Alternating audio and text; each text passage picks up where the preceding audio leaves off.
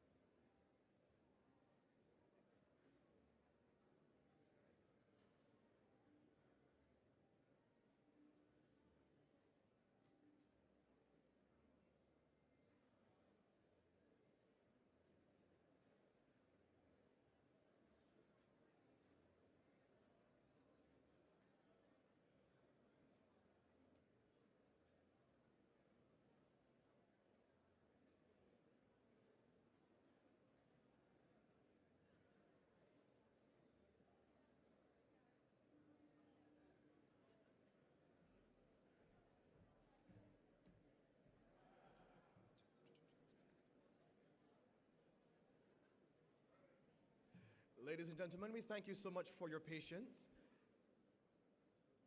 We are awaiting the arrival of the Prime Minister of Barbados, and so we crave your indulgence for a few more minutes as she arrives. Thank you.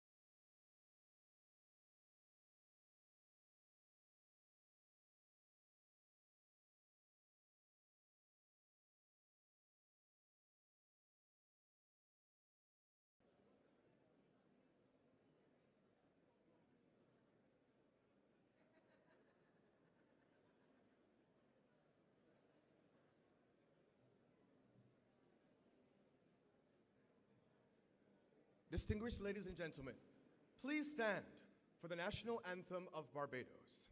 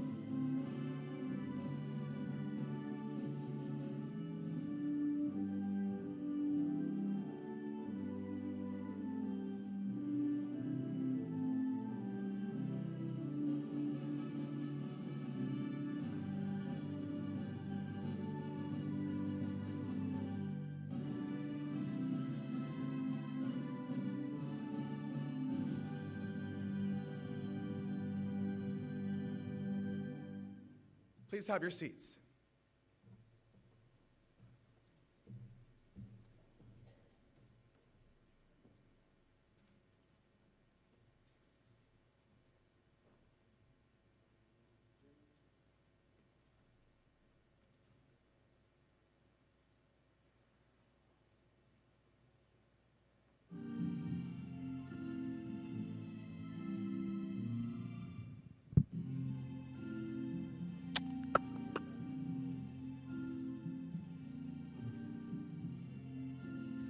Green, red roses too, I've seen them bloom for me and you, and I think to myself, what a wonderful world. I have seen skies of blue and clouds of white, the bright blessed day and those dark sacred nights, and I think to myself, yes, what a wonderful world. Oh yes it is.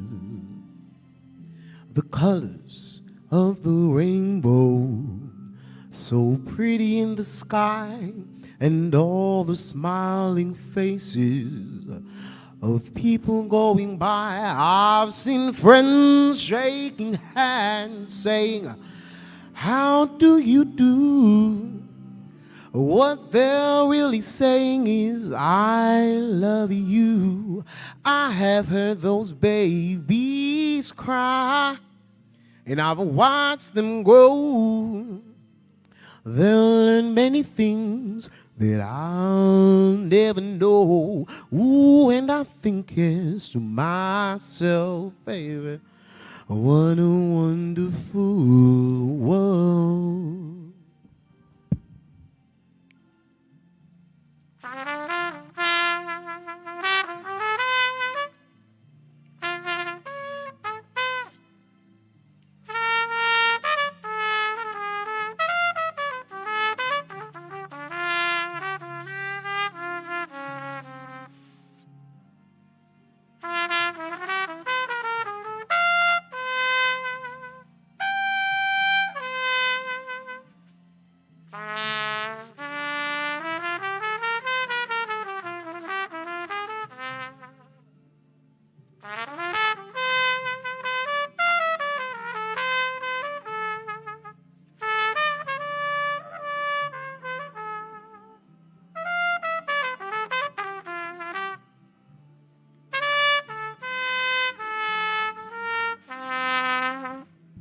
I have heard those babies cry, and I've watched them grow.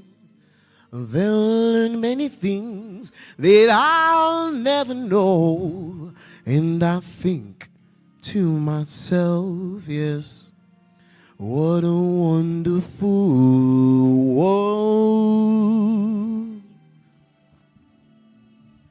And I think to myself, yes, what a wonderful world. Oh, yes, it is. Thank you very much, ladies and gentlemen. Good morning to you.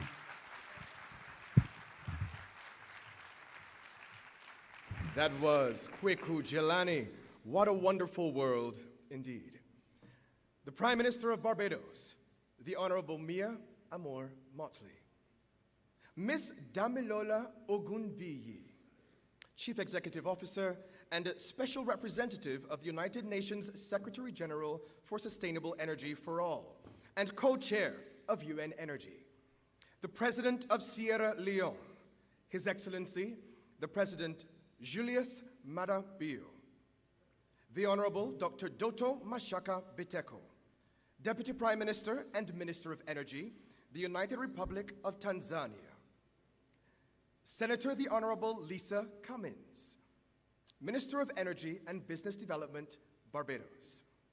Ministers of Government, Heads of Delegation, His Excellency Yemi Osinbajo, High Eminent Vice President, Office of the Vice President, former Vice President of Nigeria, the former Second Lady of Ghana, Samira Bawumia, COP29 President, Mr. Mukhtar Babayev, other specially invited guests, distinguished delegates, honorable ladies and gentlemen, I greet you with a wonderful good morning.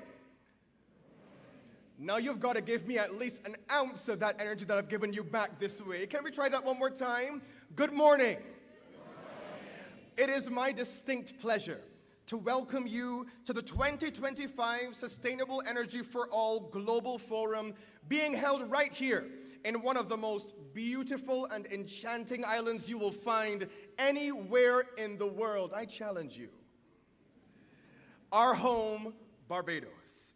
My name is Raphael Saul, and I am honored to serve as your Master of Ceremonies and host for this important and exciting global forum. But I'm conscious this is a global audience, so allow me please to flex a few of the skills I've gained while completing my Duolingo challenges recently. Buenos días a todos. Oh, okay. Bienvenido a Barbados. Estamos muy encantados de que estén aquí. Disfruten de la gente, la comida y las hermosas playas. Was that good? Okay. One more. Bonjour tout le monde. Ça va? Très bien. One more. Bienvenue à la Barbade. Nous sommes ravis de vous compter parmi nous. Profitez déjà de la nourriture et des belles plages. Ce sera une conférence mémorable.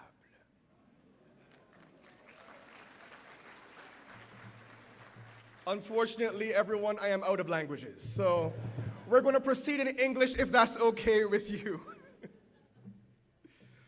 Your presence here today underscores the collective commitment to addressing one of the most pressing challenges of our time, ensuring sustainable, equitable, and resilient energy systems for all. As the world faces the escalating impacts of climate change, energy poverty, and economic inequality, we are reminded that the solutions we seek require collaboration at every level. That's across governments, private sector leaders, development organizations, and the wider civil society. This cannot be what we call in the Caribbean a talk shop.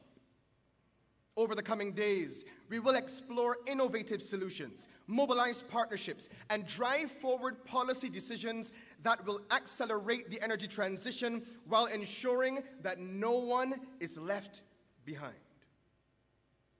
From harnessing renewable energy to financing sustainable infrastructure, from strengthening global cooperation to supporting vulnerable communities, this is a collective effort that demands bold leadership and decisive action. It is only fitting, therefore, that we open the curtain on today's discussions by hearing from a leader representing a nation at the vanguard of sustainable energy and climate action globally. Barbados has demonstrated unwavering commitment to renewable energy solutions, climate resilience, and a just energy transition, making it a powerful voice in the global conversation. To deliver the official welcome remarks, please join me in welcoming Senator the Honorable Lisa Cummins, Minister of Energy and Business Development, Barbados.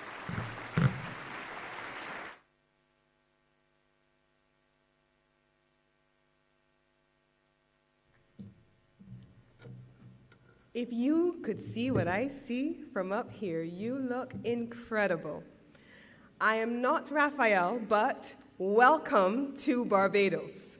Welcome to my home. You look amazing sitting in this room. I want to establish the protocol as outlined by our MC, Raphael, but I want to take a moment to recognize some of our very special guests who have traveled a long way to be here with us today. President of Sierra Leone, we are very honored to have you here, a brother and a friend to Barbados, and our Prime Minister, we are honored to welcome you to our home.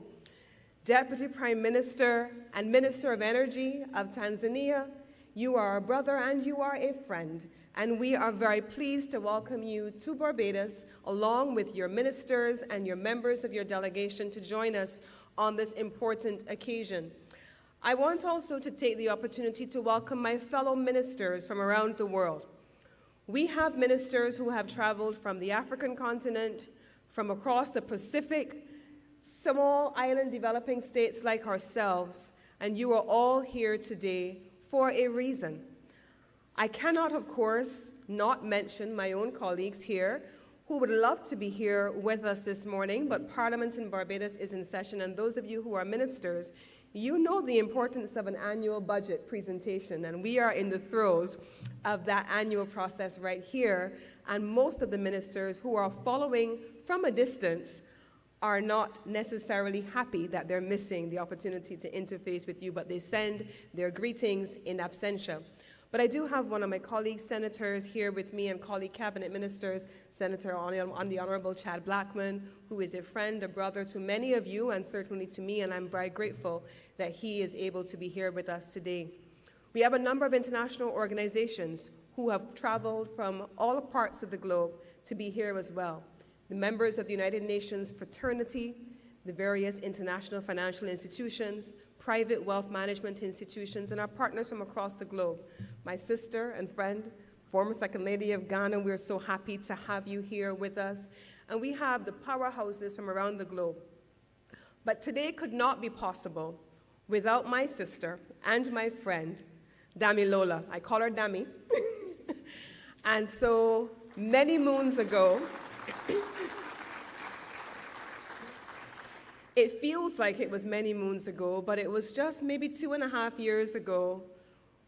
I had just taken up the seat of Minister of Energy and Business in Barbados, and I believe the very first letter I got from anyone, anywhere in the world, was from the UN Assistant Secretary General on behalf of Dami. And they reached out and they offered to work with Barbados on our energy transition. And as they say, not just here, but everywhere else, the rest is history. We're all here today, and we're going to be launching the culmination of the body of work that we have worked together with Damilola and the entire SC for All team. And I know that my own team in the Ministry of Energy in particular, they're here today, but they have twinned in every possible way with the C for All team that have worked with them hand in glove like sister and brother over the last 2 years. And we are very honored to host SC for All Global Forum here this week, and also to have had the members of the board of C for All here with us. Many of you we know in your individual capacity, and we're very happy to welcome you to Barbados. So as I was pondering what I would say here today, I had to think about it for a little bit, because this is an impressive audience. You also have among you members of our local private sector, members of our local development community, members of our hemispheric and regional development community, and all of you, in your respective ways, are vested in the conversations that we are having here today.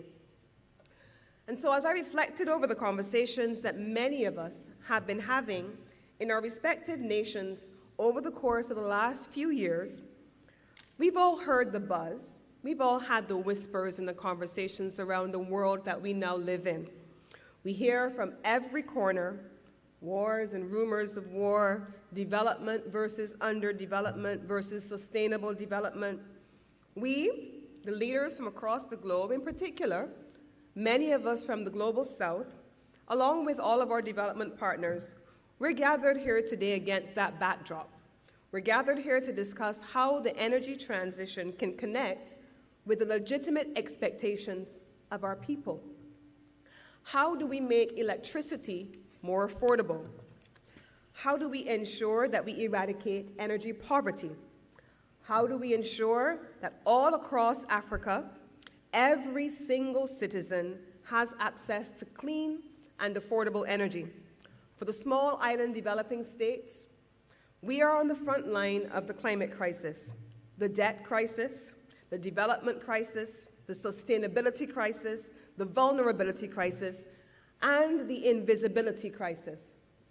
Oftentimes, as we sit at the table, our voices are seen, and we often feel as if they're not heard. So for the SIDS, for Africa, for the developing world, for the South, we need to be seen, we need to be heard. Our concerns need to be given the agency that we require.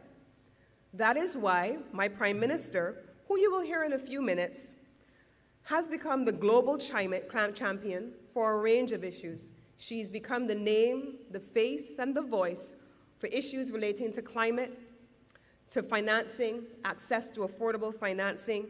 And these are issues that we will talk about over the coming days, and they constitute a legitimate conversation.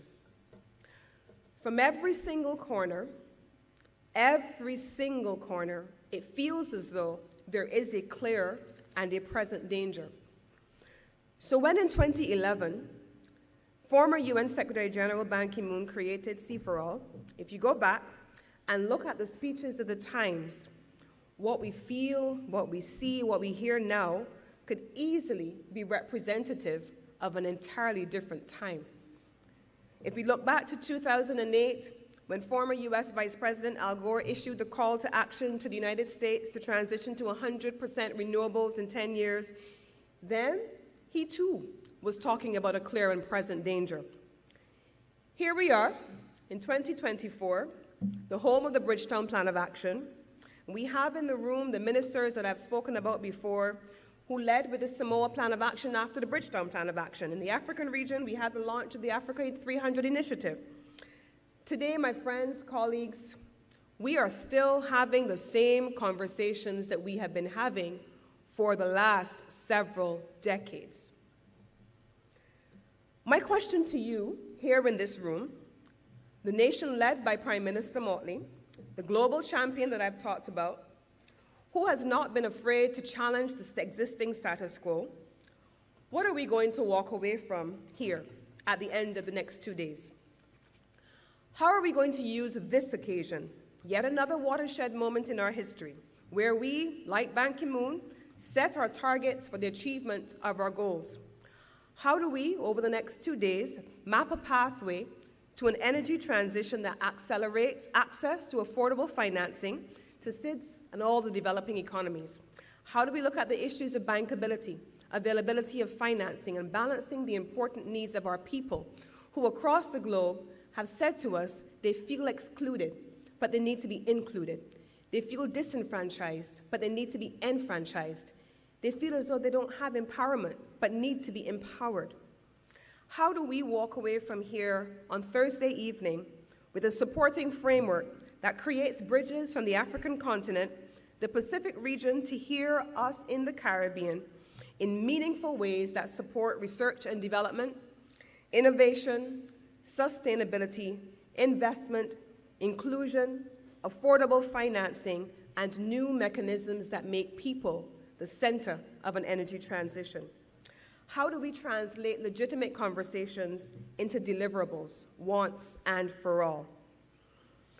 What are the financial instruments that we're going to walk away from here today that can be used to de-risk renewable energy and energy efficiency projects in the global south? How do we map a pathway from the creation of C4All in 2011 to today, and then onwards to 2030? How do we get to 100% renewables, as we saw in Dubai in the second to last COP? Friends, the time is now. The urgency of now has quite frankly been exhausted. We have seen far more watershed moments in history than we can count. There's always a battle of some kind. There will always be a battle of some kind. There's always been danger, and perhaps that will never change, but how do we make a forward trajectory out of this present moment? Can we walk away from here today, tomorrow, with a clear New Deal for the South? How can we, with all of you here, with institutions like C4All, with dynamic and incredible leaders like Damilola, and with institutions like the United Nations, whose role and mandate remains as valid today as it was when it was created in 1945, how do we walk away from here with meaningful results? To our development partners, what role will you play? To our developed nation partners, what role will you play? What will we do together? The road from the creation of C4All to now, and from COP in Paris to Rio next year, up ahead, it is paved with promises that need to be met, deliverables that have to be accomplished, and the time to change must begin with us, right here, right now, in this moment, and not a moment later. So this is a call to action for all of us, and I know that the fact that you have come from all parts of the globe, that you have shared the same commitment to delivering on meaningful results for the people who are depending on us to do just that. Welcome to Barbados. Our road is set out for us, and we've got a lot of work to do over the next 2 days. Thank you very much.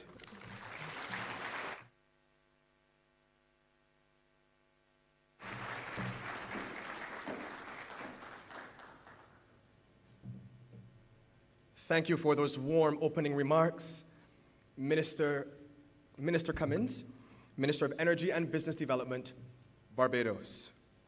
If there were 3 C's I could extract from her presentation, it would be the importance of creativity in the solutions that are designed during this forum, the importance of commitment to ensuring this is an all-of-society approach and collaboration, because private, public sector, and development agencies must work together towards this enterprise. Our next speaker is the Chief Executive Officer and Special Representative of the UN Secretary General for Sustainable Energy for All, and the co-chair of UN Energy, looking absolutely radiant this morning. I'm pleased to welcome Ms. Damilola Ogunbiyi.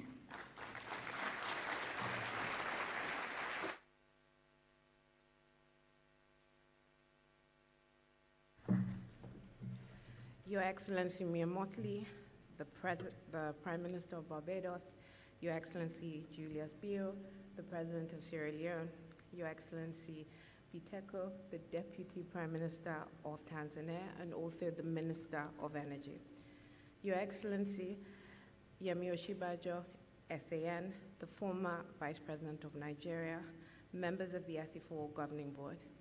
Fun fact, as I was here, I got a text by someone on my team to say, "You are not Minister Cummings, read your speech." So I'm going to read my speech as they have presented it to me, because I think she articulated it very well, and my team will actually kill me if I don't. So, Honorable Ministers, esteemed colleagues, friends within the UN family, World Bank family, and also African Development Bank, ladies and gentlemen, I am so pleased to welcome you to the 6th edition of the Sustainable Energy for All Global Forum. I do not take it for granted that many of you had to travel a very long way to be with us today. We value your presence here today and look forward to working with all of you to make this forum, as Minister Cummings said, a really meaningful milestone towards our shared goals on energy, climate, and development. I also want to share my appreciation and wish everyone who observes Ramadan and Lent the best during this holy time. Please know that your dedication to the cause of the global energy transition does not go unnoticed. And finally, I'd like to express my greatest appreciation and gratitude to Her Excellency Mia Motley, my sister, Minister Cummings, the entire government of Barbados, who have been wonderful, and also the people of Barbados for co-hosting this year's forum in Barbados. Excellencies, ladies and gentlemen, energy is more than a commodity. It is a human right. We must seek to solve the energy access challenge with a commitment to giving people power for a dignified and productive life. We simply cannot be satisfied providing poor solutions for poor people. Therefore, we must go beyond basic levels of lighting and charging to provide energy that can create jobs and sustain economies.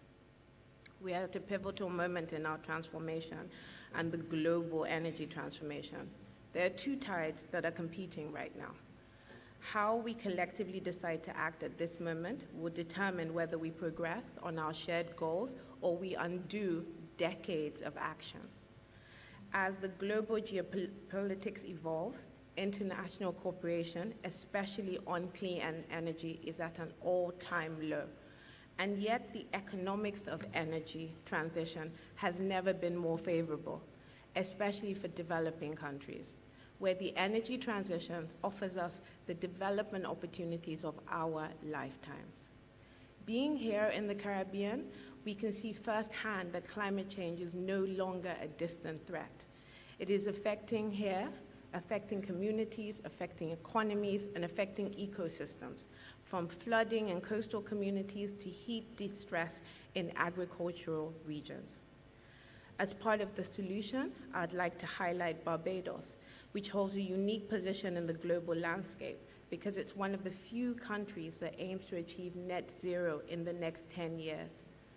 Through the Barbados Energy Transition and Investment Plan, the country has the opportunity to transform its economy while demonstrating what is possible in a small island state. Excellencies, we have less than 5 years to 2030, the end line for the Sustainable Development Goals, as we urgently need to push for higher ambition, stronger policies, greater financial flows, increased localization and green jobs, and faster results towards SDG 7, which calls for affordable, reliable, sustainable, and modern energy for everyone by 2030. This is why this forum is coming at such a timely point in our evolution, as it comes 6 weeks after the Mission 300 Africa Energy Summit, hosted by the World Bank and the African Development Bank, in support with the Rockefeller Foundation, the Global Energy Alliance for People and Planet, and ourselves, Sustainable Energy for All. At this summit, we saw over 26 heads of states have a commitment that they want their countries to reach universal energy access. The other pivotal moment that comes is the latest National Determined Contribution process, also known to many of us as NDC 3.0, that took place last month, where some countries have updated their climate commitments in line with their Paris Agreement. However, today, I urge others to join these efforts. The NDC process is more important than ever today to signal that international processes on climate are not critical for the planet, but they are invaluable to nations and the people within these nations. I am pleased that present today we have the COP29 president, and we also have the executive director of UNFCCC. showcasing the importance of international collaboration and leveraging their leaderships to find solutions and pathways for an equitable transition, which is what we need in this moment. Together with many of you in this room, we have co-created a solutions-based agenda. I am particularly keen to hear about how we can mobilize and deploy the right technologies and capacity to scale solutions. I'm also really excited and look forward to the DRE fund launch today that we're doing jointly with African 50, the Nigerian Sovereign Investment Authority, and the International Solar Alliance, which shows how, as Africans, we have to find the solutions for ourselves, and sometimes we have to look inward instead of just looking for people to help us. As I conclude, I have to take a moment to thank the Middle East Green Initiative of Saudi Arabia and also the Nigerian government for all their support, all our funding partners as well as our funding sponsors. Your wavering support has been truly invaluable, and your mission to make sure no one is left behind. Thank you for listening.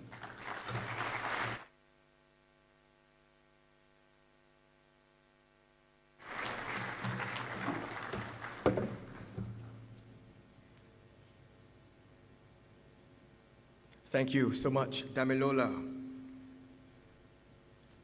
Sustainable Development Goal 7 aims to ensure access to affordable, reliable, sustainable, and modern energy for all by 2030, encompassing targets like universal access to energy, increasing renewable energy, and doubling the global rate of improvement in energy efficiency. It is most fitting, therefore, that we now hear from Ms. Amina Mohammed, the United Nations Deputy Secretary General, joining us by video this morning.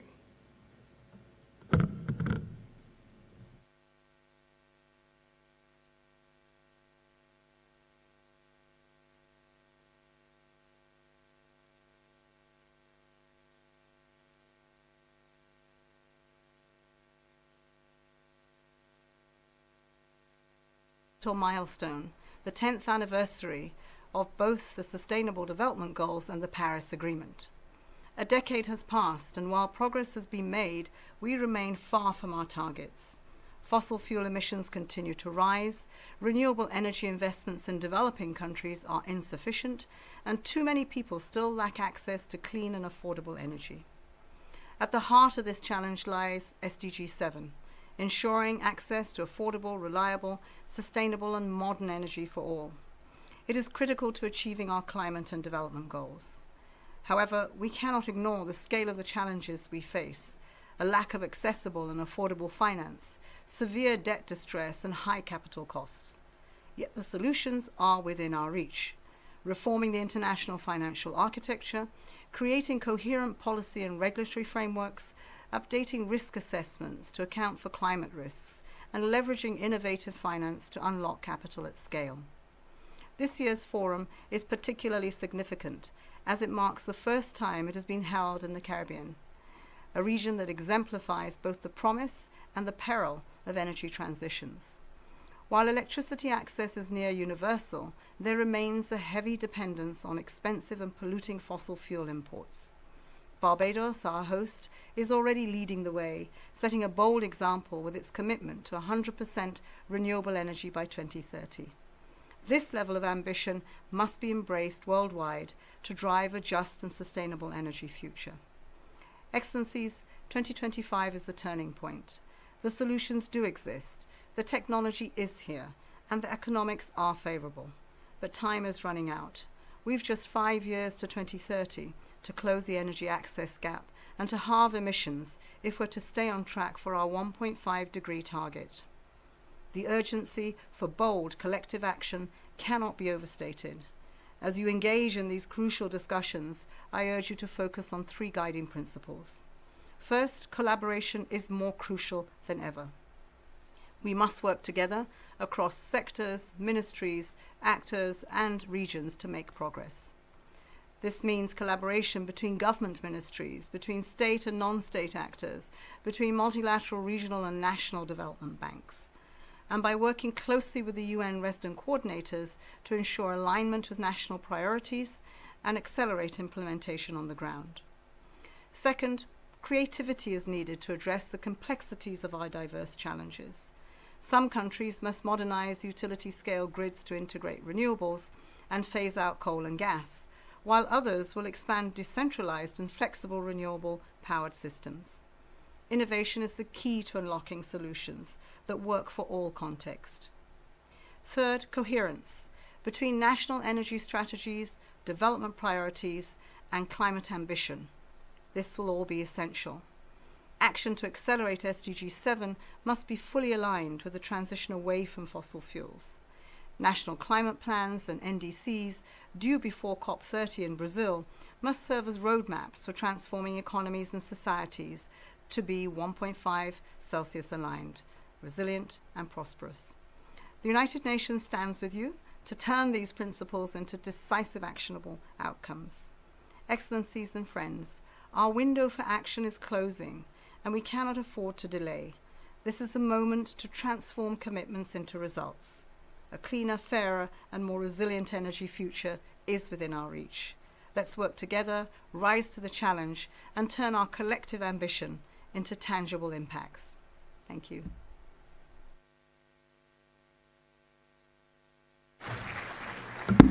Thank you, Ms. Mohammed. A call to action for broad-based collaboration and commitment.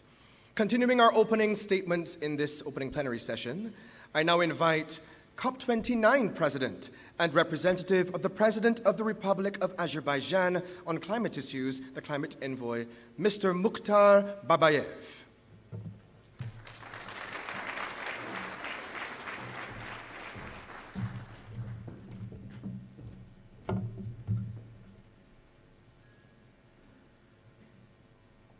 Excellencies, distinguished guests, ladies and gentlemen, it's a great pleasure to be back in Bridgetown. I must thank the government of Barbados, Prime Minister Mia Mottley, and Ms. Damilola for bringing us together and for your consistent leadership. Dear colleagues, when we took over the COP29 chairmanship and embarked on this journey, there was no guarantee for a success. We faced many challenges, and we had to deliver some of the most complex mandates. But we never accepted that the task was impossible. We knew that outcomes could not be everything for everyone. But we were focused on the need to find solutions that would be as fair, ambitious, and effective as possible. And we are proud of what we achieved together. First, we needed to make progress on energy. We worked with the International Energy Agency to facilitate dialogue and consensus. And we brought over 60 countries together to endorse the COP29 declarations on energy storage, grids, zones, corridors, and hydrogen. These declarations aim to accelerate commitments while providing a clear roadmap for scaling up renewables and improving energy efficiency, key to meeting urgent net zero targets. Thus, the COP29 presidency's energy pledges will foster cooperation, strengthen political commitment, and drive meaningful action. They will support technology innovation, infrastructure development, interconnection, and other critical aspects of sustainability and energy efficiency. I take this opportunity to invite all those who have not yet supported to join COP29 energy initiatives, helping to make them as inclusive and globally impactful as possible. Dear colleagues, the final Baku finance goal was a historic commitment. It was a promise to mobilize $300 billion a year for the developing world by 2035. It tripled the previous goal and is the largest financial commitment ever made in the UN negotiations. It will provide investment in clean energy systems for communities around the world. And it sent a clear call to scale up finance from all sources to $1.3 trillion a year. The COP29 presidency will work to ensure that countries enact the pact that they will have made. This was a collective agreement, and collectively it must be delivered, with developed countries taking the lead. And we are working closely with our Brazilian colleagues to set out the Baku to Belém roadmap to 1.3 trillion. Dear colleagues, international support and partnership are essential. But at the same time, everyone needs to play their part to create the enabling conditions for the energy transition. This year is critical because all parties to the Paris Agreement must submit their national determined contributions. Every country must aspire to design its NDCs, making them both ambitious and actionable. UNFCCC Executive Director, Mr. Simon Steele, has already spoken on the need for countries to submit their NDCs by September at the absolute latest. This is necessary so that they can be synthesized ahead of COP30 and we can make decisions based on facts about our collective progress. And second, these plans can serve as green light for green investment, setting targets and timelines, highlighting priority sectors and industries, and demonstrating government commitment to clean energy will send strong market signals. These signals will attract and guide investment. Therefore, we have worked with colleagues across the UN to make support available for everyone to develop these plans. Ladies and gentlemen, last year we were amazed to see how far we could go when we worked together. This year, we will hold governments to account for the promises they made in Baku, Azerbaijan. We will continue to facilitate dialogue on the next steps in the energy transition. And we look forward to many more years of partnership. I thank you.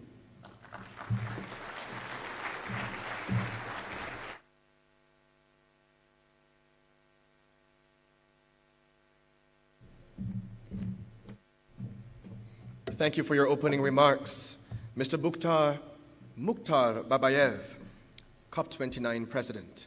We're making a slight adjustment to our schedule at this time, and I'm pleased to welcome Dr. Kassem Falata, Senior Advisor, the Middle East Green Initiative, to bring his remarks.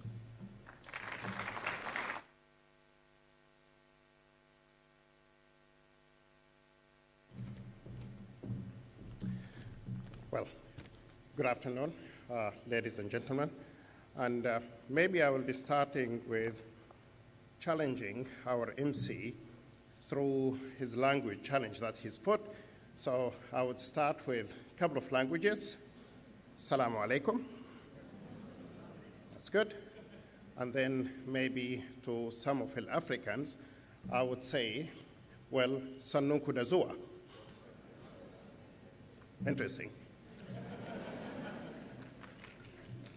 Excellencies, honorable guests, welcome to the Sustainable Energy for All Global Forum. And I should start with thanking the government of Barbados for hosting such an important event for global collaboration to reach a sustainable energy solution for all. We are united today with a shared vision to create a more just, secure, and prosperous future by advancing the transition to clean energy. It is an honor for us at Forward 7 to be the premium sponsor of this event, which seeks to unite efforts and offer better opportunities for millions across the globe. My name is Gassim Falata, and I'm the Clean Cooking Initiative Senior Advisor. As part of the Middle East Green Initiative, Forward 7 is dedicated to providing clean cooking solutions to communities that suffer from their reliance on traditional cooking methods. As the world makes rapid progress in the energy sector, it is unacceptable for women and families to spend countless hours and risk their health in searching for fuel. Women often spend around 20 hours a week gathering solid fuel, and approximately 4 million lives are lost prematurely due to inhalation of smoke from wood and coal stoves. We strongly believe that achieving the Sustainable Development Goals is impossible. Indeed, impossible without accessible clean energy solutions for everyone. This responsibility is shared among local and international organizations as we work together to create and develop innovations and innovative solutions that address the needs of communities, while alleviating their challenges in a way that harmonizes with their environment. And we stress on one solution fits for all is not an option. At Forward 7, we are working in all fronts, be it the funding or the awareness and the training programs, because we have realized that for us to conquer this challenge, we need to work across the entire value chain. We are actively funding the harmonization of clean cooking product standards to ensure quality and safety for all users. Most importantly, we are taking significant risks by subsidizing the upfront cost of cooking kits, which is another important element in that value chain, to ensure that these solutions are accessible to those who need them most. This commitment aligns with the Kingdom of Saudi Arabia vision to provide access to clean and modern energy cooking solutions that improve lives and protect the environment. In collaboration with governments across the world and relevant authorities, we have initiated projects in over 7 countries so far. Our team's work goes beyond merely providing clean cooking solutions. We have taken the time to understand the unique needs that drive different communities to use traditional cooking methods. Our goal is to discover innovative strategies that help them overcome these challenges. From establishing energy infrastructure in undesirable villages to reduce the cost of clean cooking kits and raising awareness about their uses. And we are also committed to ensuring sustainable energy sources are available rather than relying on stopgap solutions. In closing, we look forward to exchange ideas and experiences with all of you as we explore new avenues for collaborations. Together, let's innovate solutions that enhance the lives of communities and move towards a future where clean energy is accessible to everyone. Thank you.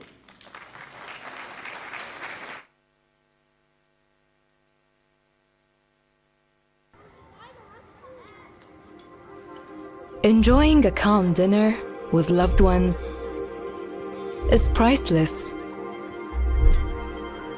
but it can come at a significant cost.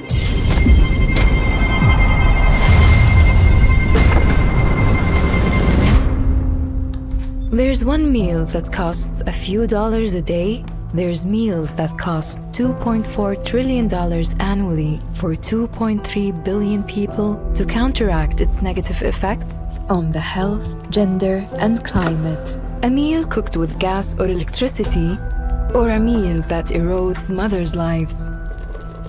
One method brings a smile, while the other leads to suffering. It's a choice between food that requires a few minutes of preparation or food that consumes years of progress and opportunities for women.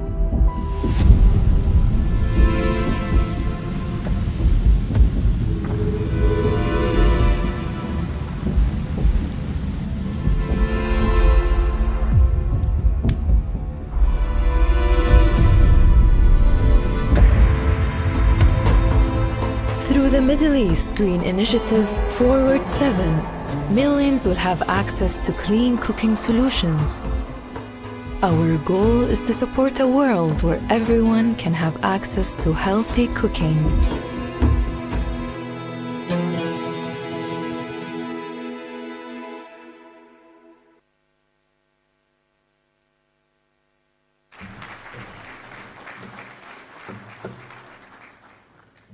A challenge, yes. An opportunity, absolutely. And speaking of challenges, Dr. Kassem, you'll be pleased to know I intend fully to take you up on that challenge. And I will be returning with some additional languages shortly. I pause at this time to acknowledge the arrival of our Prime Minister, the Honorable Mia Amor-Motley.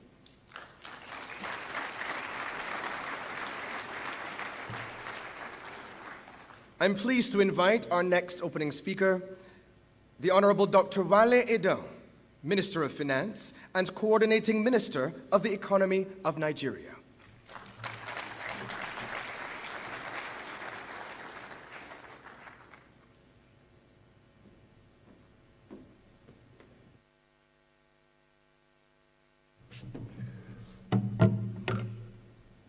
Merci et bonjour, mesdames et messieurs.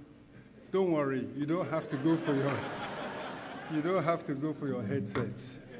Her Excellency, the Prime Minister of Barbados, the wonderful Mia Amor-Motley, a daughter of the Caribbean, a daughter of Africa, and a powerful voice on the world stage for development, for climate action, for economic justice, and all that is good and fair in the world. Thank you for hosting this important event. Your Excellency, President of the Republic of Sierra Leone, President Bio, the Deputy Prime Minister of Tanzania, and I think the Minister for Energy, the Chair of COP29 and representative of the President of Azerbaijan, my friend, my brother, the former Vice President of the Federal Republic of Nigeria, Professor Yemi Osinbajo. We heard earlier from the very eloquent Lisa Cummins, Energy Minister of Barbados, and all the other ministers that have managed to make it despite the fact that there are ongoing budget presentations right at this moment. May I recognize at this point also another very energetic, very resourceful, committed, and to get me here today, very, very determined young woman, our co-host and the CEO of Sustainable Energy for All, Damilola Ogunbiyi, your co-host. Thank you. And at this point, I do thank you and Prime Minister Motley for the gracious, warm hospitality I've received since arriving at 3 a.m. this morning. The ministers from Nigeria, if I might recognize them, the Minister for Power, who I'm not sure whether he shouldn't be here, although he will talk later about the nitty-gritty, I think, of the power sector, while I will talk about the financing and the crowding in, particularly of the private sector. Chief Bayo Adelabu, and we also have the Honorable Minister for Environment, Balarabe Abbas Lawal, Honorable Minister of Environment from Nigeria. May I recognize the former Second Lady of Ghana, Samira Baumia. And at this point, I think I should say, distinguished ladies and gentlemen, as we say in Nigeria, all protocols observed. But you know, I do want to thank our hosts for this all-important conversation. Ladies and gentlemen, distinguished guests and partners, it's a privilege to be here. It's my first time in Bridgetown, my first time in Barbados, and as they say, by God's grace, I hope it will not be my last. Thank you. But we are here to really unite for a cause that lies at the heart of sustainable development, ensuring sustainable, equitable, and resilient energy access for all. There are many quotations about how important energy is. I'll take the one from Mr. Ajay Banga, President of the World Bank. He says, energy is a human right. Access to energy is a human right.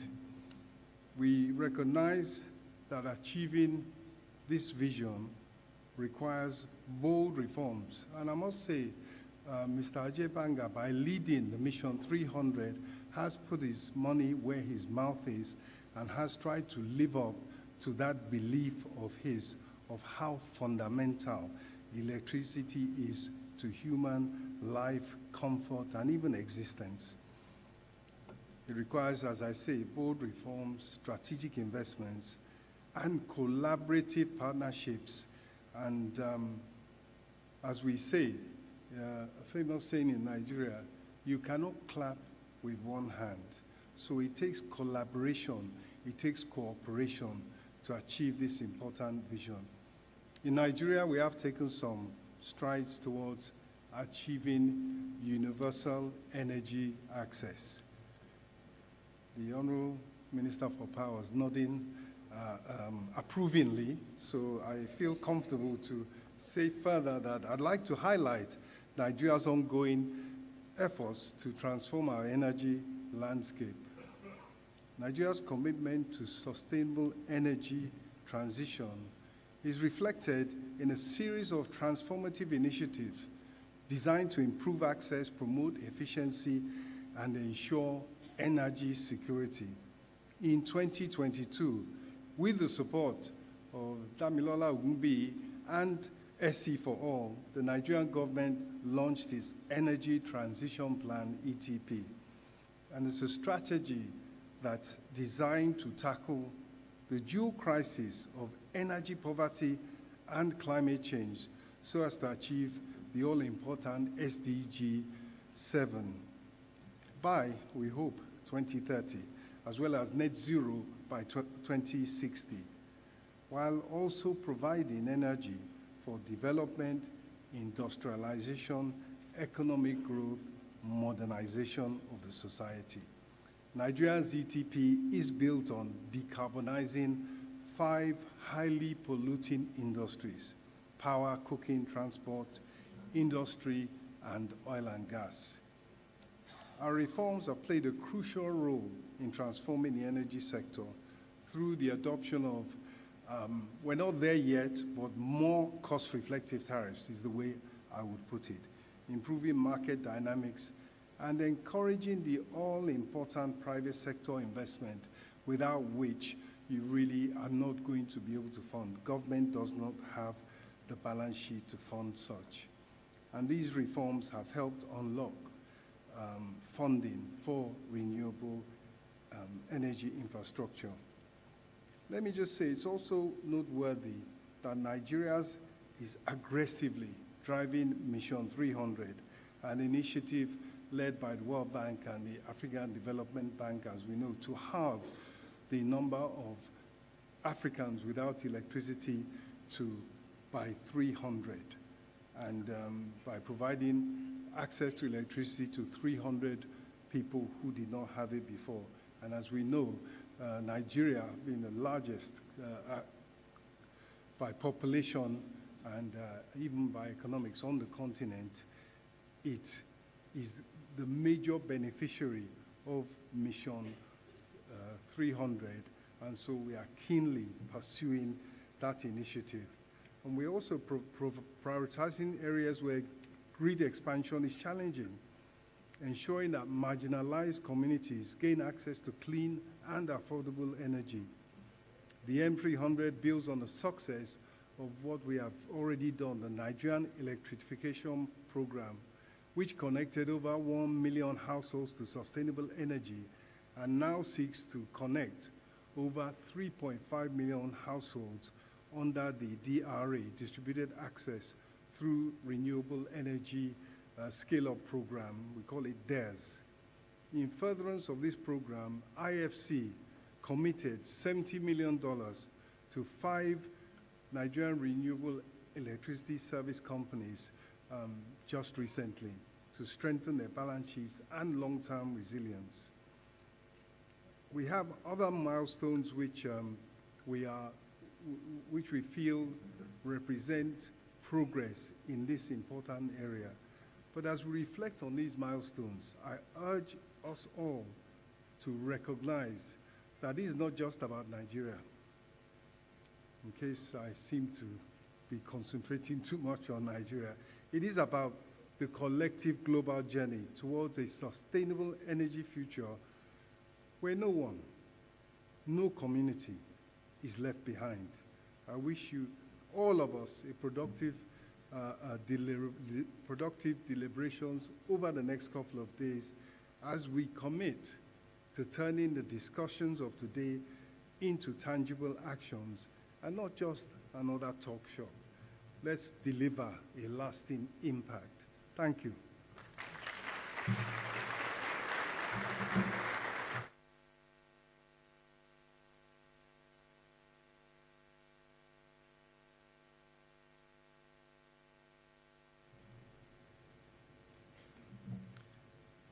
Merci beaucoup. Merci beaucoup, monsieur. The Honorable Dr. Wale Idel, Minister of Finance and Coordinating Minister of the Economy of Nigeria. There's a quotation that I found as you were speaking, sir, that I thought was quite relevant. If you really think that the environment is less important than the economy, try holding your breath while you count your money. A quote by Guy McPherson.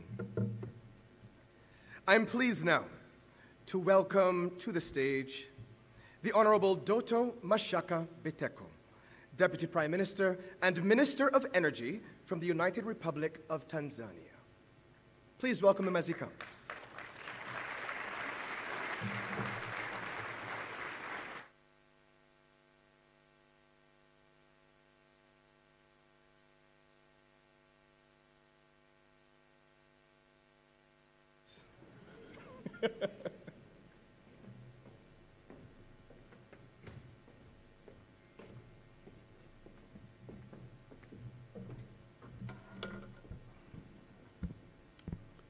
Your Excellency Mia Mottley, Prime Minister of Barbados, His Excellency Julius Maad Bio, the President of Sierra Leone, my sister Damilola, a lot have been said about you. I have mine, probably I will share with you later. On the testament, she was pressing so much for us to join her on this August gathering.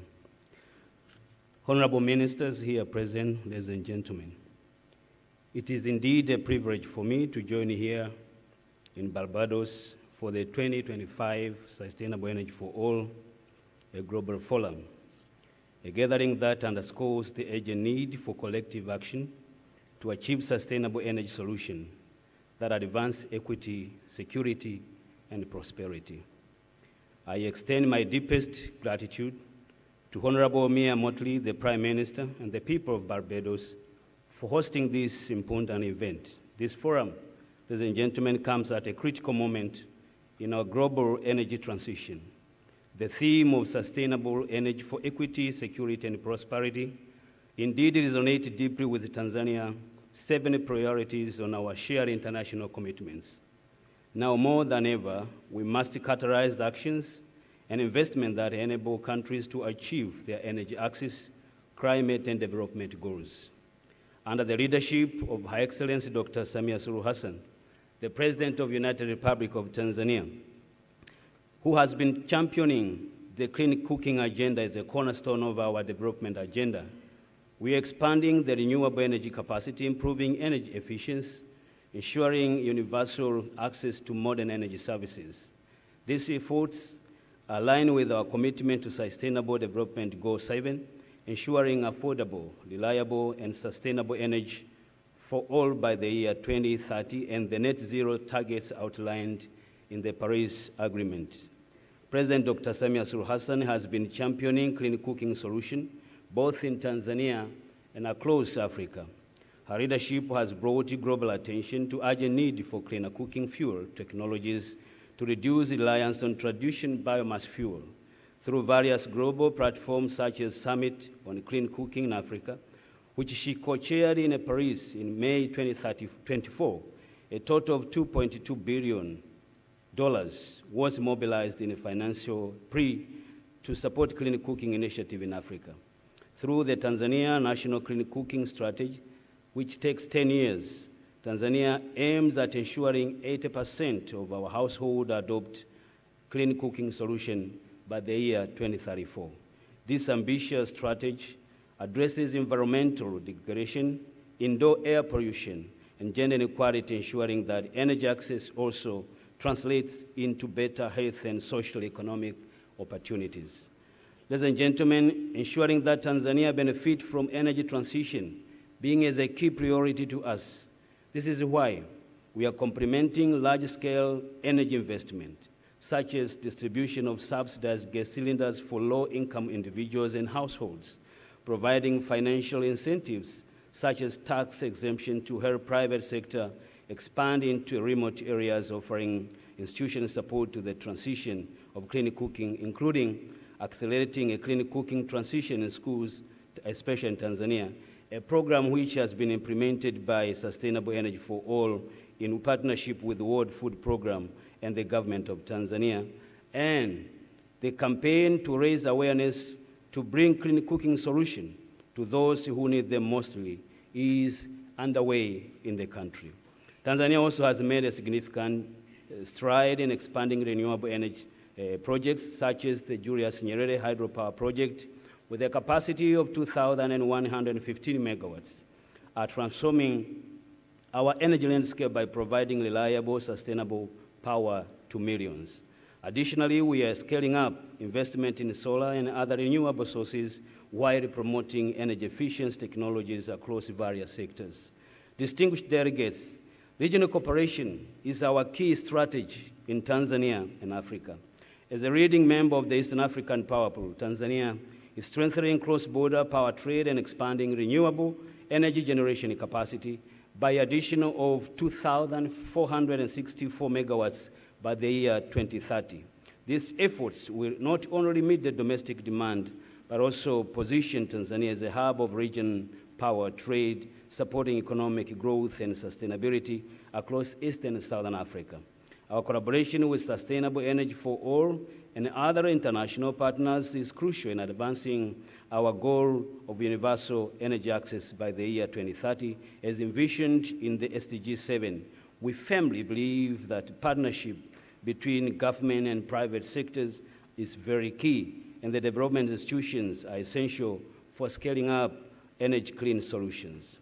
Ladies and gentlemen, we also recognize the urgent need to reform in multilateral development banks, because as some of the speakers before me have indicated, the challenge is financing.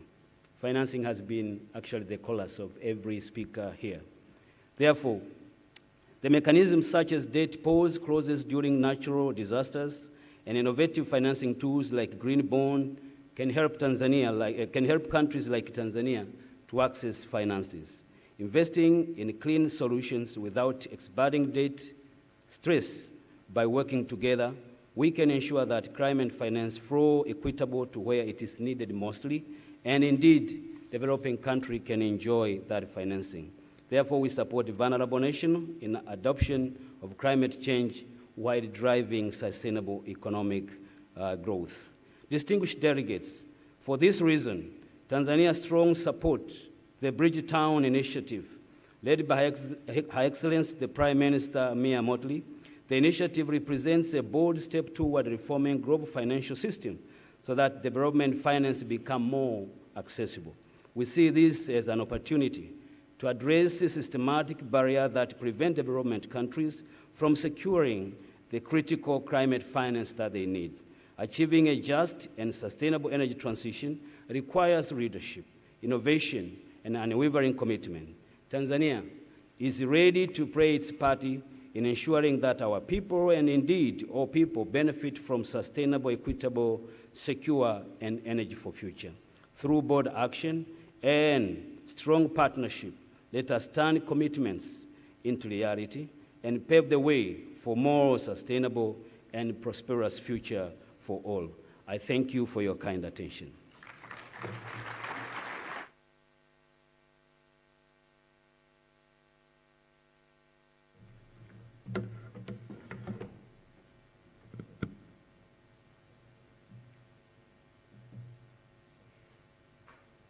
Asante sana. Oh, we're doing this all day. The Honorable Dr. Mashaka Biteko, Deputy Prime Minister and Minister of Energy, the United Republic of Tanzania. Before I welcome His Excellency, the President Julius Maada Bio of Sierra Leone, we're going to have a video that features some of the work being done in Sierra Leone relevant to the energy transition. We have a vision for green industrial transformation, for our young children to comfortably study after dark, for our farmers to produce aplenty, for our hospitals to run 24/7, for our entrepreneurs to prosper in the digital economy. We have a vision for sustainable energy to power all this and more in Sierra Leone. The Sierra Leone Energy Transition and Green Growth Plan is our pathway to a better future.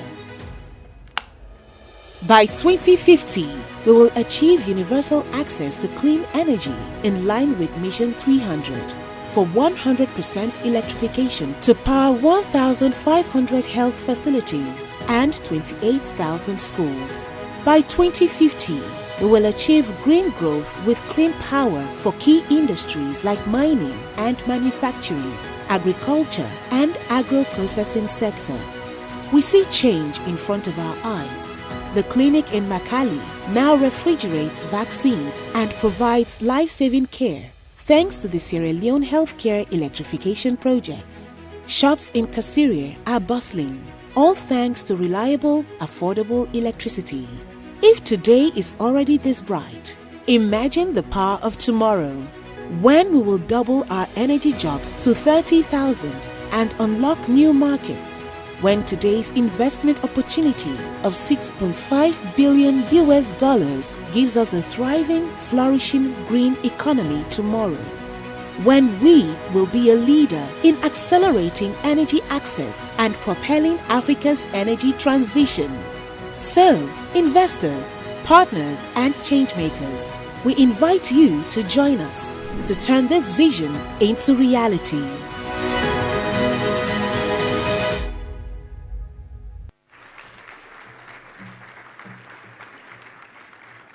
It is now my distinct honor and privilege to welcome to the platform the President of Sierra Leone, His Excellency, President Julius Maada Bio. Please stand.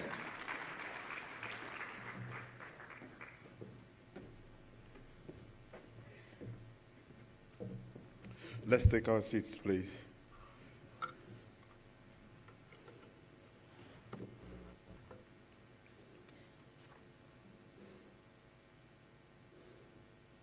Mr. Moderator, you've done a great job so far. I want to recognize you first.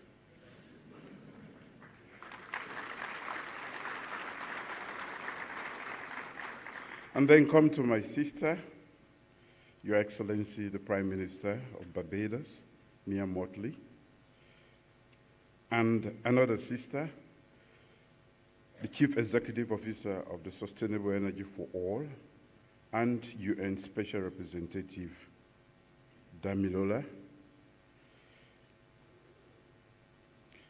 I want to also recognize my brother, the former Vice President of the Federal Republic of Nigeria, a great man, but very quiet. He's here. And my sister, the former Second Lady of Ghana. And of course, all of you distinguished guests, ladies and gentlemen, but more specifically I came with a delegation from Sierra Leone with the Minister of Finance, Minister of Health, and many other.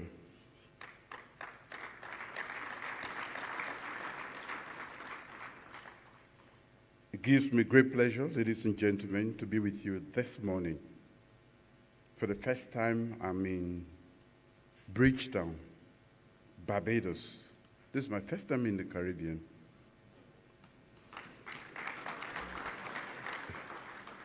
I don't know if they look like us or we look like them, but we look alike. And this is basically for the 2025 Sustainable Energy for All Forum, which has been convened by our two sisters.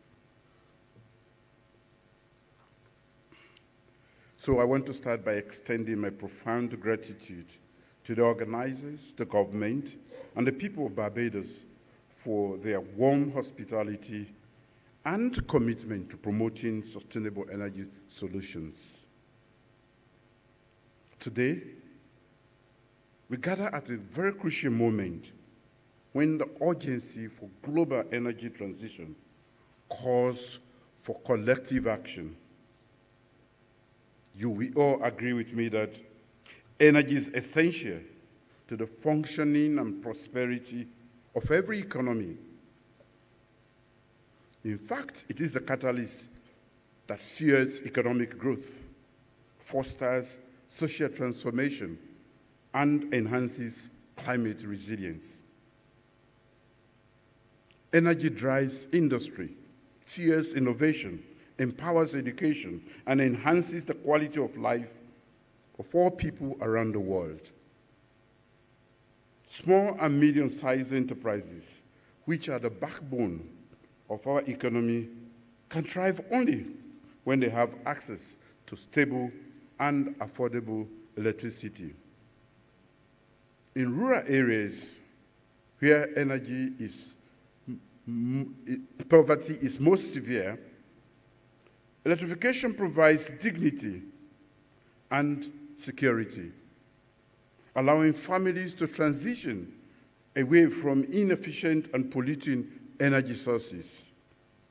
Women and children who are responsible for collecting firewood and using harmful cooking fuels deserve access to clean energy solutions that enhance their health and well-being, and we are their ambassadors.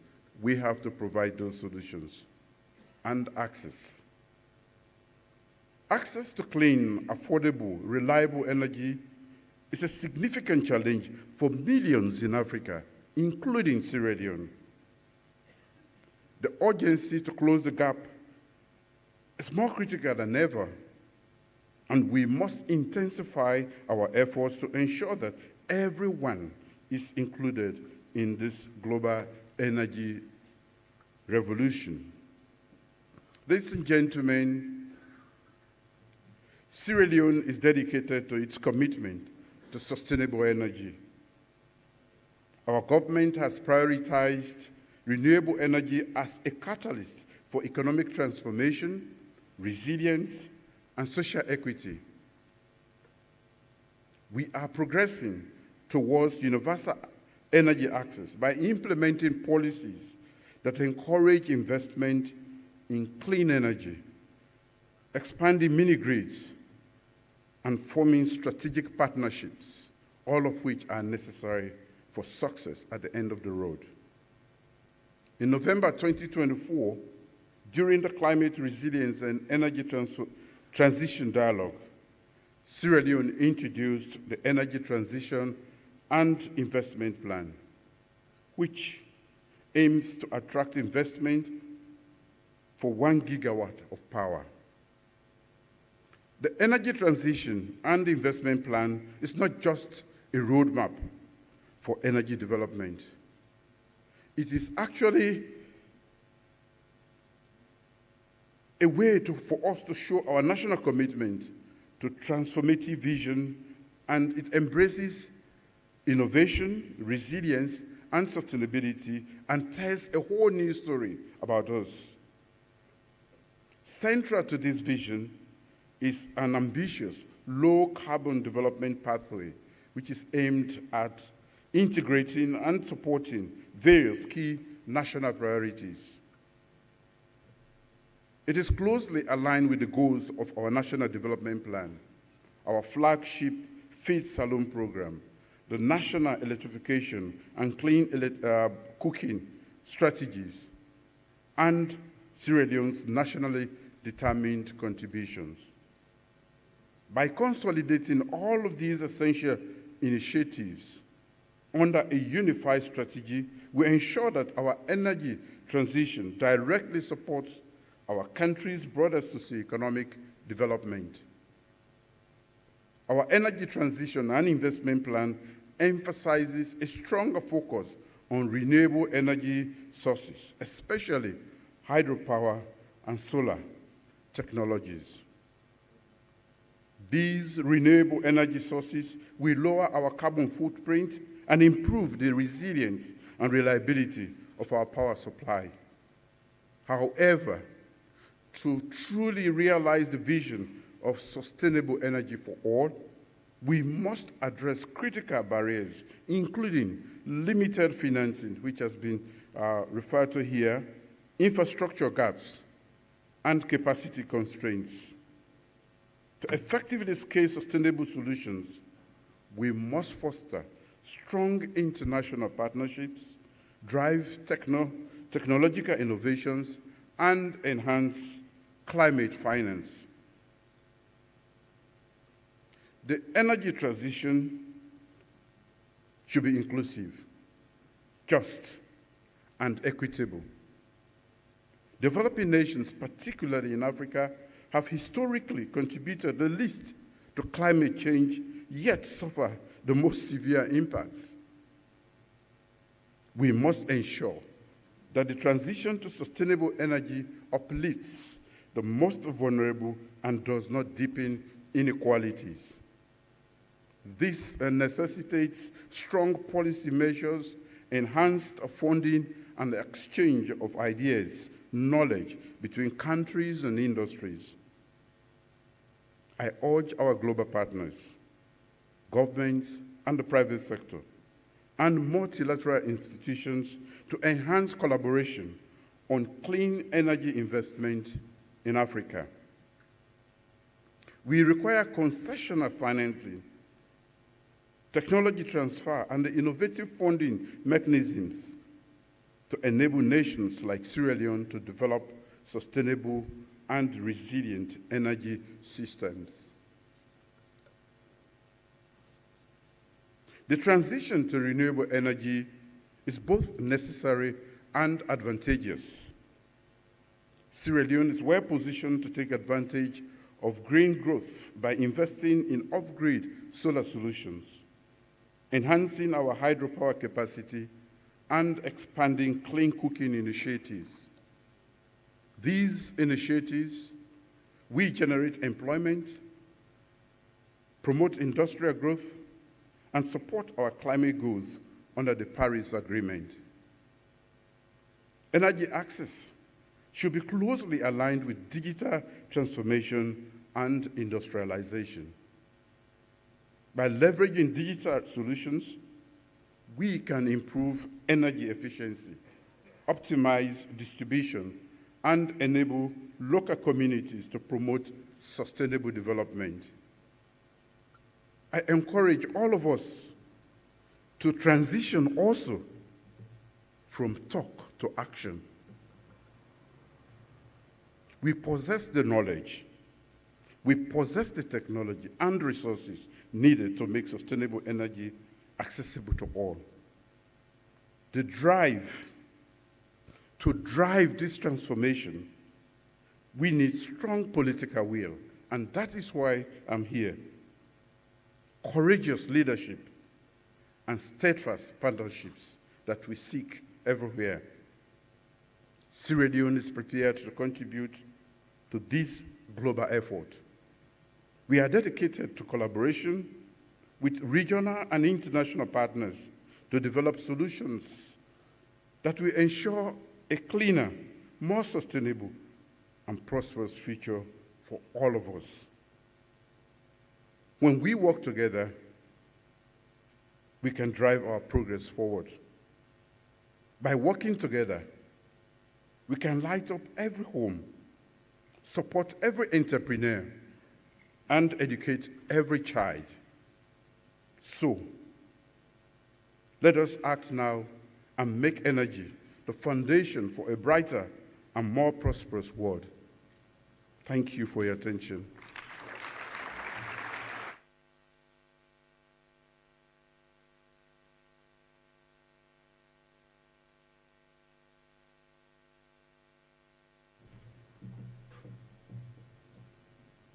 Thank you, Your Excellency, the President of Sierra Leone,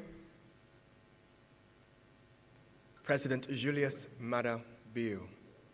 And I do agree, Mr. President, I think we do look quite alike. The year was 2010, and I was traveling to South Africa. I met an immigration officer who was not familiar with Barbados. At the time, I said to her, "Do you know about cricket, cigar fuel sobers?" And she immediately said, yes. A few years later, I was traveling in North America, and I was again asked, "Where is Barbados? Do you know about it?" "I don't know about it," rather. I said, "Do you know Rihanna?" And she was like, yes. In 2022, I was on a business trip overseas, and I met a colleague who works in a similar space. And she came to me and said, "Are you from Barbados?" And I said, yes. Her response was, "I know you're not rich on material resources, but we would trade you anything for your prime minister."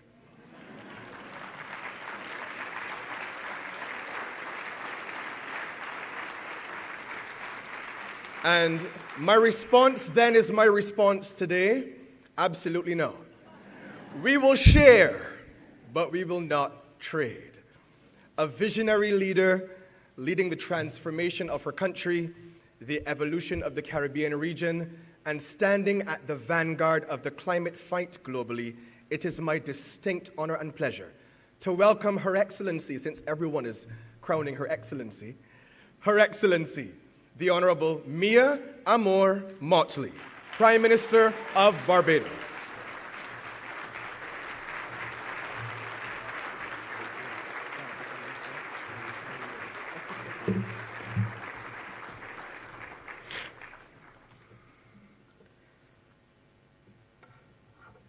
Thank you very much, my dear friend. Please sit. I think you realize by now that my voice has known better days, but nevertheless, it is my pleasure and honor to welcome all of you to Barbados, and to those from our nation to join with you in welcoming our friends to our lovely home.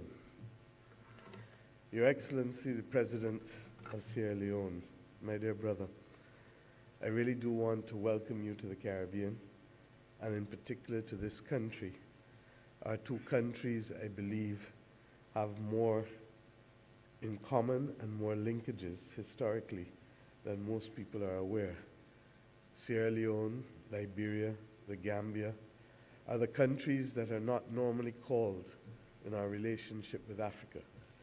But we know that once we start to unfold the historical linkages, people will appreciate why you say we look like each other.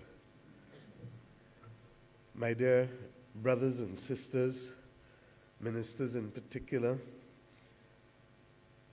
Deputy Prime Minister of Tanzania, my dear brother Minister of Finance from Nigeria, former Vice President of Nigeria, Second Lady of Ghana, my dear Caribbean brother, in whom we are very, very proud, Mr. Simon Steele, the head of the UN framework for the CCC, and then our very own Selwyn Hart, who continues to be a distinguished advisor to His Excellency Antonio Guterres on climate. Ladies and gentlemen, the MC said that he wouldn't trade me, that he would share me. And perhaps the word share is at the core of the few remarks that I want to make with you today. Because in a very real sense, the world as it stands today is confronted with a very difficult reality, an understanding that the climate crisis is propelling us in ways that ordinary people feel, know, are displaced. But at the same time, in spite of the valiant efforts of my dear brother, the president of COP29 in Azerbaijan, the financing companies and governments of the world are saying otherwise. And ordinary people are asked to reflect on what is my reality and how do I prepare for this reality.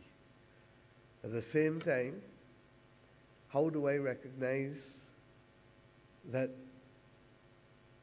I'm going to need to change my behavior as governments, as citizens, if we are going to overcome both the hurdles of development and the critical need to build resilience among our people. When we speak of energy in the Caribbean, we are fortunate that the majority of our people have access to energy. But we ignore the fact that across the global south, that there are, of the 1.4 billion people in Africa, 600 million people who remain without electricity. We're thankful for the leadership of the World Bank and its president, Ajay Banga, for committing to wanting to have that 600 million and to secure for 300 million energy. But 300 million people is inconceivable to us in a small rock whose population is less than 300,000 people. And the notion that we can continue with business as usual, with persons being denied access to energy, is at the core of national instability, regional instability, and ultimately global instability. I want to suggest to you that the confluence of both the climate crisis and the lack of basic energy for propelling development means that we have to redouble our efforts in spite of those who would wish now to put brakes on access to financing for ordinary people to be able to secure their future. Ordinary people need energy. It is what has propelled growth in the last few centuries in ways that mankind never contemplated could happen, to the point where our own engagement with our own sense of who we are as humanity is being put to the test with the ultimate output of energy in the form of AI. By the same token, wildfires that ravaged California in ways that are apocalyptic, or droughts that continue to affect East Africa, or hurricanes that have decimated islands that have been dear to our heart, from Carriacou to Union Island, or storm surge that has delivered a body blow to my own people and my own country here with Hurricane Beryl last year, to the point where you know that aspects of our development will have to be deferred in order to meet the very critical objective of coastal resilience and the rebuilding of coastal infrastructure, as well as our own fishing industry. These events are not in a fiction book. They are real. And the reason why I said that your word share will come to be at the center of all that we speak about today is that we are going to have to use a good cricketing term for those of you from the Commonwealth and take fresh guard again. Bridgetown 3.0 recognized that this might have been a possibility. And in it, we spoke about domestic resource mobilization. In it, we recognize that the pooling of activities would become critical. In our own region, Caribbean community, we have started the preliminary work of seeing what it can look like if, instead of each country trying to go off on their own for offtake agreements or to compensate for the fact that we are one of the most underpopulated regions in the world, with the exception of Haiti, in our community, to compensate for the lack of demand, our energy capacity, our renewable energy capacity in this region is significantly higher than our ability to be able to use the offtake therefrom. And we therefore, rather than seeking to move 1-1-1-1-1-1, have to come together to determine how we can leverage Guyana and Suriname's hydroelectric potential and its vast solar because of the lands, the geothermal of Dominica, St. Kitts, Grenada, St. Vincent and the Grenadines, and St. Lucia, the offshore and onshore wind potential and solar potential of Jamaica, Belize, the various associate territories, Antigua and Barbuda, Barbados, Trinidad and Tobago, in order to meet global demand, whether it be in Europe or Japan or wherever else. President von der Leyen, less than 3 weeks ago, in visiting Barbados to the Caribbean Community Heads of Government Conference, made us aware of the fact that they in Europe have determined that they will produce 10 million tons of green hydrogen by 2030, but they will need to import 10 million tons of green hydrogen by 2030. And while there has been much commercial activity between Europe and Africa, the reality is that within our own community, Trinidad and Tobago has stood as a credible and large supplier of ammonia, not just in this region, but to Europe already. Green hydrogen is explosive for transportation, but the conversion into ammonia creates a different business case. And I stand here today to tell you that if we tried to walk this journey alone, we would be having a lot of polite conversations in the margins and on verandas about what could be and what might be. But if we summon the energy and the political will, as you heard from President Bayo, to recognize that in partnership we can achieve so much. Europe has made its claim very clear. And President von der Leyen called for reliable partners to be able to attain this objective. You have heard that capacity and financing continue to bedevil us. And Europe has perfected the art of using guarantees to unlock additional capital. My dear friend Arantxa Gonzalez is here as the former head of ITC, former foreign minister of Spain, and who continues to carry the flag for boosting partnerships and creating opportunities for small businesses. I'm told you're speaking tonight or tomorrow. I look forward to hearing your words. But the point is this, that in the Caribbean community alone, we have $6 billion US, and it may sound small to those of you who are accustomed to large countries, but for us, it is appreciable. But we have $6 billion US alone in domestic excess liquidity, attracting from 0.01% to, in most instances, with the exception of one country, below 5% in interest rates.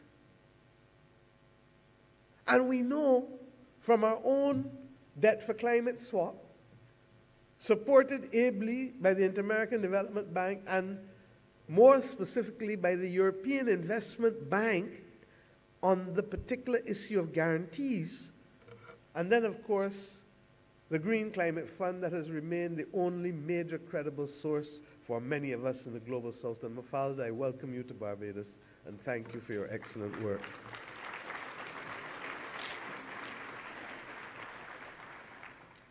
It is the guarantee given by the European Investment Bank that unlocked that debt for climate swap for us that allows us, without increasing a cent in our debt, to be able to completely rebuild a South Coast sewage treatment plant and to carry for the first time it to tertiary level, treating water that is to go back into the aquifers, to replenish the aquifers, and to provide irrigation for farmers in the east of our own country.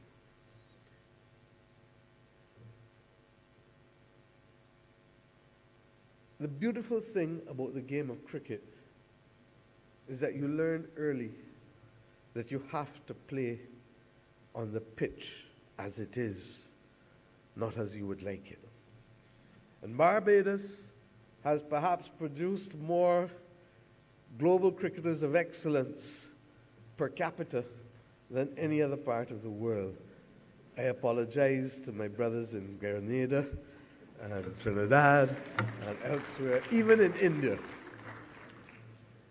But in learning that, it learns that we play on the wicket as it is, not as you would like it. And you don't spend time or energy crying over what could have been, but we deal with the world as it is on the 12th of March, 2025.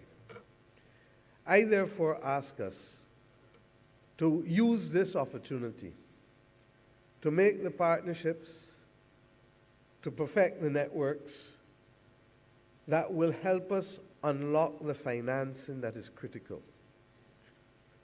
I also ask us to recognize that as small states or as developing states, mimicry does not get us very far.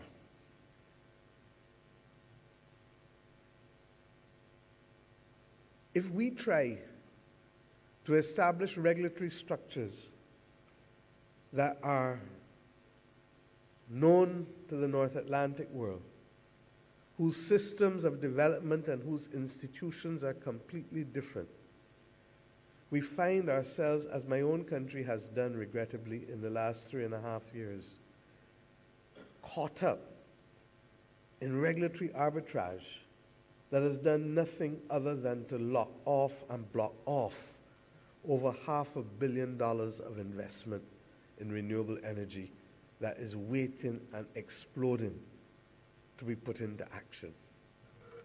And I share this with you because I'm sure that if we can learn from each other and do not have to repeat the mistakes of each other, we will get much further ahead. The reality is that most of our markets are way too small to command the attention of even commercial providers, far less to be talking about the things that are necessary to distort competition or to avoid corruption. And what we lose is time, and what we lose is the benefit of curtailing and increasing temperature globally. What we lose is an inability to build the resilience that we need. Our own energy transition investment plan contemplates that Barbados will reach net zero by 2035. We are committed to that goal. But we equally recognize, and we've had to go to Parliament twice to change legislation to start to streamline what would otherwise be complex processes that have already delayed us 3.5 years. So long as we can satisfy ourselves of the public purpose and be aware of the public mischief, we then have to find new ways that are appropriate to size and institutional maturity to be able to help us advance the execution of these targets that we have set ourselves. And I believe that if we can create, as I said, the international platform that can de-risk investments, that will allow for South-South cooperation, that will allow for the creation of guarantees so that we can better access domestic savings, so that they too can be part and parcel of the community that benefits from the rewards that would otherwise be available only to established capital, that we can create a win-win through shared partnerships. And I want to remind us that even on the regulatory aspect and the issue of capacity separately, without the assistance of the Rockefeller Foundation, IKEA, and the Bezos Foundation in partnership, launched in Dubai at COP28, we would not be able to be where we are today, on the verge of finally getting access to the procurement of batteries so small that without them, we wouldn't even be able to access who would sell us batteries. But equally, so expensive that without the blended capital, the cost of electricity in the right way through renewable energy would become prohibitive and unaffordable for small populations. There is still a global conversation to be had with respect to how do you offset the constraints of size to facilitate the equitable partnership and inclusion of small states in a just transition for clean energy and renewable energy in particular. And I say so conscious that most of the times, and you heard from Lisa this morning about the curse of invisibility. Most of the time, we're invisible. And that's why you hear me say all the time, see people, hear people, feel people.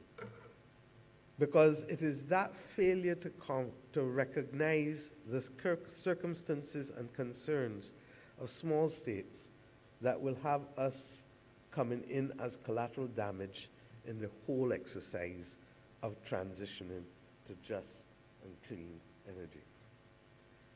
I want to address one other matter this morning, recognizing that the pitch is as it is and not as we would like it.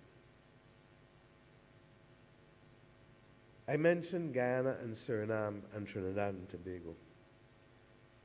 There are countries in this region who have had and continue to have a rich fossil fuel potential, and we must respect it. The IEA's targets, International Energy Association's targets for 2050 for net zero, recognizes 20% of energy will still come from fossil fuels. So that has now been the issue. And the issue is not fossil fuels' simplicity either. The issue has always been, Selwyn, emissions. Methane is 80 times, and I'm not speaking to those of you in the audience who know better and know more than me, but I'm speaking to the wider population. Methane is 80 times more destructive than carbon. The problem is that carbon stays in the atmosphere for centuries, but the good thing is that methane actually, according to the scientists, will only stay for about 12 to 15 years. It is therefore entirely possible for the world to see appreciable progress if we can settle not on a voluntary compact for the eradication of the methane that is destroying so much of our atmosphere, but for a global compact. And why is the global compact in the interest of everyone? Methane predominantly comes from leaks in gas pipes and the flaring of gas. If you stop flaring the gas, what happens? You earn money. If you stop allowing the leaks and you fix the pipes, you do what? You earn money. And in the circumstances, it then becomes a win-win for the owners of the pipes and the owners of the gas platforms. But it becomes a win for the people of the planet and the planet itself. I believe that this is a starting point for bridging the gap between those who want and those who do not want, those who believe and those who do not believe. For it is not required of us to sing from the same choir, nor is it required from us to agree with each other on everything. But where we can make sound progress that makes sense to you for whatever motivates you, and makes sense to me for whatever motivates me, then let us have action and progress on these matters that can advance us forward. The satellite technology exists today to show us exactly where the methane leaks are globally. And if we, therefore, can set some modest targets, Simon, for COP30, in recognizing that in the same way we were able to deal with the Montreal Protocol and to deal with the damage to the ozone layer and to change how we deal with air conditioners and all of the other things successfully, that the world potentially can set itself a target that by 2040, methane should be removed from the atmosphere in playing the damaging role that it does. Now, I am not a scientist, but the scientists have advised me consistently that if that can happen, that we will actually see a reversal of 0.5 degree in the world's temperature. I ask us, as we contemplate all else that we are doing here on sustainable energy, being a zealot will not help anyone, but being practical and finding points of cooperation. And let me be very clear. The views in those countries which I've spoken about are credibly committed to fighting climate. But they equally recognize that they need to finance their way to net zero. And if they are precluded from being at the table with respect to the use of fossil fuels, they believe that they will be negatively affected. What then brings me to the second major point, that if we get the methane equation correct, it will actually buy us time to scale up decarbonizing technology for fossil fuels. If we get the time right, in the same way that we can send a man to the moon and aspire now to send one to Mars, we can get the decarbonizing technology absolutely correct to be able to ensure that what is the little thing at the back of most of our minds in here doesn't come true. And what is that? Simon Kopp is a wonderful exercise of commitments, but commitments are not capacity. And if we cannot have a real pathway that appreciates capacity to renewable energy and to just transition into clean energy, then fossil fuels will continue to be the driving force that brings development under the Sustainable Development Goals to people. And these are the complex issues that cannot be captured in a 60-second soundbite and in a 4-inch column story in a newspaper.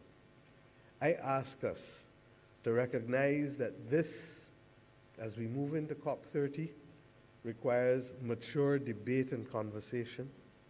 As we reflect on the geopolitics of the world as it currently is, requires mature conversation. And as we reflect on the utter and absolute vulnerability of populations to the climate crisis, demands mature conversation. I hope that this gathering here on this site at Barbados, that just over 30 years ago was the site for the Barbados Program of Action, which led to a concrete, credible pathway for small island developing states development, just as it did 30 years ago, that today, Damiola, your energy and passion and commitment to provide sustainable energy for all can receive a much, much needed injection, not just of hope, but of commitment and maturity to allow us to achieve for the people in whose names we serve the opportunity for true and genuine development. I want to end by thanking my Minister of Energy, who has been indefatigable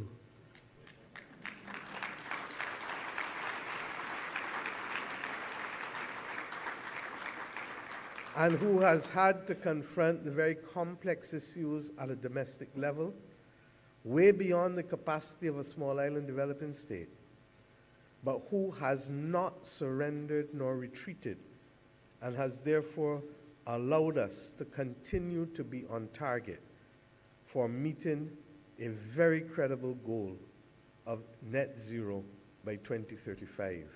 I thank her and her team, her PS, and all of the technical people, because these are the same people responsible for Business Barbados, responsible for small business, responsible for commerce, responsible for so many other things as is wont in small island developing states.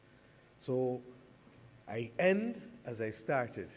The only way she and the rest of us can survive is through sharing and through partnership. And that, for those who are strong practitioners of religion, you will appreciate that that message of sharing, partnership, and love has endured for millennia to keep humanity alive and to keep humanity believing that better can and must come. Thank you.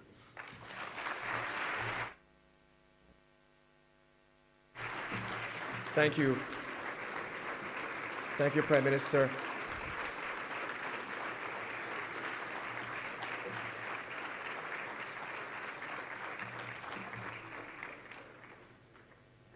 I'm not often short on words, as you may have guessed, but truly a challenging and inspiring address. Please do have your seats.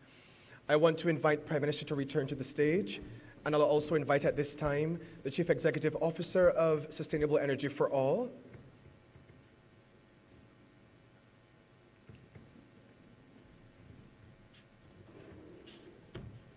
very well. Excellent. So we're poised at this time now for a tete-a-tete conversation, where Prime Minister Motley will be engaging in an interview discussion led by Dr. Akshat Ratti, senior reporter from Bloomberg News. Please welcome him as he comes.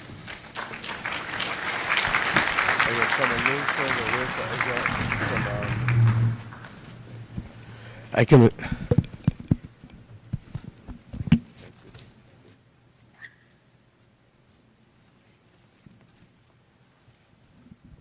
Prime Minister, thank you for that speech, and thank you especially for making time during this week when the budget discussions are going on. I recognize how valuable this time is that you're spending at the forum. Let me start by the message you had in your speech about practical and feasible solutions. One of the things that the Bridgetown Initiative and many of the projects that you mentioned around debt swaps for climate resilience, for ocean conservation, for having a resilience fund where employees pay into it here in Barbados, those are practical, feasible solutions. Now, in the years of effort that you have put in to try and develop these solutions, in this moment where we are seeing a backlash on climate policies all around the world, be that in rich countries like the US, where Donald Trump has pulled the US out of the Paris Agreement, be that in Europe, that is committed to climate action, but is now being forced to spend heavily on defense and thus shrinking the fiscal space it has for climate investments. What do you think are the lessons that you have learned from these solutions that developing countries should be taking on board right now?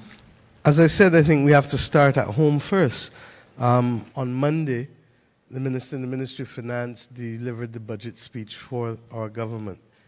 And in addition to employees and self-employed persons contributing 0.25% of their earnings to a resilience and regeneration fund, we have now asked employers to match the contributions of the employees, and we've gone further. And I have been inspired by Germany, quite frankly, in so doing. Last week, the new Chancellor of Germany made it absolutely clear that whatever it takes to keep his country stable, he will undertake. And that he would be reviewing the fiscal rules, particularly with respect to military spending.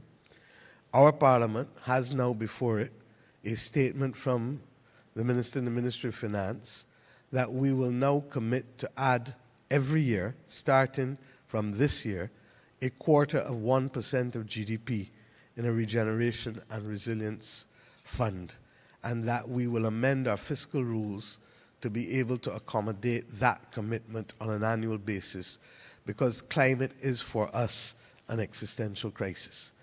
And we start, therefore, with what we can do for ourselves. I've then adverted to what we can do regionally. We have in this region $6 billion in excess liquidity, excess domestic liquidity. On its own, it may be difficult to employ, but in partnership with guarantees whether from the European Investment Bank or other entities, all of a sudden that can be leveraged to be able to secure far more funding than is currently available now so that we can finance much of our own development. I am sure that the same obtains in Africa, the same obtains in the Pacific, the same obtains in Latin America. What we have now to explore is whether the cross-border flows south-south can also work, because the real problems have come north-south in determining what are the risks and what is the lack of information that would otherwise preclude us from being able to have access to affordable interest rates for capital that is used or pooled. We need to create opportunities for each other, and I genuinely believe that that is entirely possible. I'm also not, however, distracted by the fact that the US, as is their right, has withdrawn from the Paris Agreement. But at the level of the federal state, as we keep hearing in the US, there's a clear division between what they do and what is done at the level of states and what is done at the level of municipalities. And I think you will find that a number of municipalities and a number of states are still investing their money in green energy, in green bonds, and therefore there will continue to be a strong financial pool of funds available for good, credible investments. I make one last point. On mitigation, it doesn't matter where mitigation takes place in the world. It just needs to take place. And we need, therefore, to find a way of creating a global fund that can finance the most efficient and effective mitigation projects. Because if we are not going to have the power of one or two countries behind what we are doing, then in my own country, there's an old saying, one blow is kill old cow. One blow is kill old cow. And what it simply means is that one by one, we can effectively still achieve what we need to achieve. If we were to take the cumulative domestic excess liquidity of the Global South and start to determine how we can work with strategic partners, whether it is Europe, whether it is China, whether it is India, whether it is Brazil, regardless whether it is the Gulf states, we will then begin to recognize that we have access to a lot more than we are actually currently aware of. One thing that came up in other speeches as well as yours is the need for financing. And many of the examples that you have secured here in Barbados have relied on some amount of support from development banks. We talked about the importance of guarantees in enabling these solutions to happen. Now, I hear from people who are in development banks, there is a sense of fear that with the US, which is amongst the largest shareholders in development banks, that there will be pushback against anything that is labeled climate, as we are seeing already in the legislation in America. So if development banks are supposed to play such a crucial role in guaranteeing access to finance for developing countries toward climate resilience, how do you go about getting that finance if development banks don't play the role that they have played for Barbados? Well, the first thing is that they must stop letting fear be a paralyzing emotion. Because if they do that, then they'll realize that they can use the capital that they have and they can work together with others in guarantees to leverage it to be able to unlock far more than it would otherwise unlock at this point in time. I remain, as I said, optimistic because I believe that we have not really scratched the surface between what we have. The problem is that we are also trying to secure what we know we will need down the line. But sometimes you have to stop and start with what you have, where you are, while building up the capacity to achieve what you need 3, 5, 7, 10 years from now. And that sense of ultimate pragmatism and the blinkered approach that does not cause you to spend your energy and emotion in fear, but actually causes you to be able to unlock what you have is what I think is required in this moment. I also think that, let us be real, the United States is driven not just by presidential directives or governors' directives or congressional directives. is driven by commerce. And there are companies that are going to find that they will be outside of the opportunities with respect to the procurement that must take place for the green energy transition. Every single export-import bank in the world has some kind of domestic interest by ensuring that their suppliers of products and services benefit from any concessional funding that is given. That's not going to change overnight in the US. So I am prepared to wait for the medium to long game and to recognize that those persons who are going to be left out of the equation will soon find a voice as to how to get back in on the issue of the green energy transition. And let us be also very clear.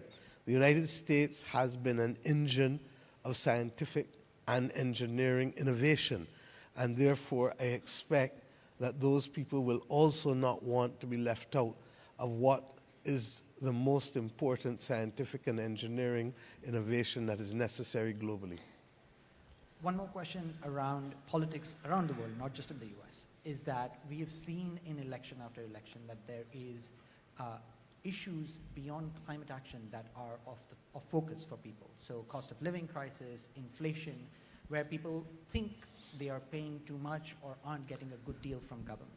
But as you've done with the Resilience and Regeneration Fund, where you have contributions coming from employees into the fund, how do you make that case? How can other developing countries make that case to their people that climate action is in their economic interest so that they can win elections and act on this problem?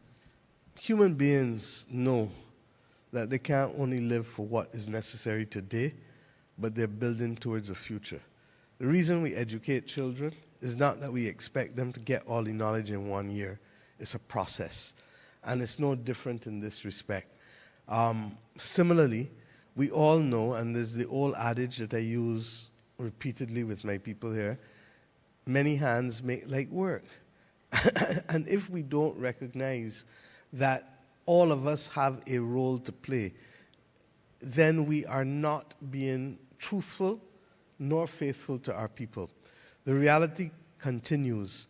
Every person, through their actions and through their contributions financially, however small, however large, have a role to play in confronting what is really a crisis of humanity, because the planet on which we live, the only livable planet that we know, is in fact at risk. Now,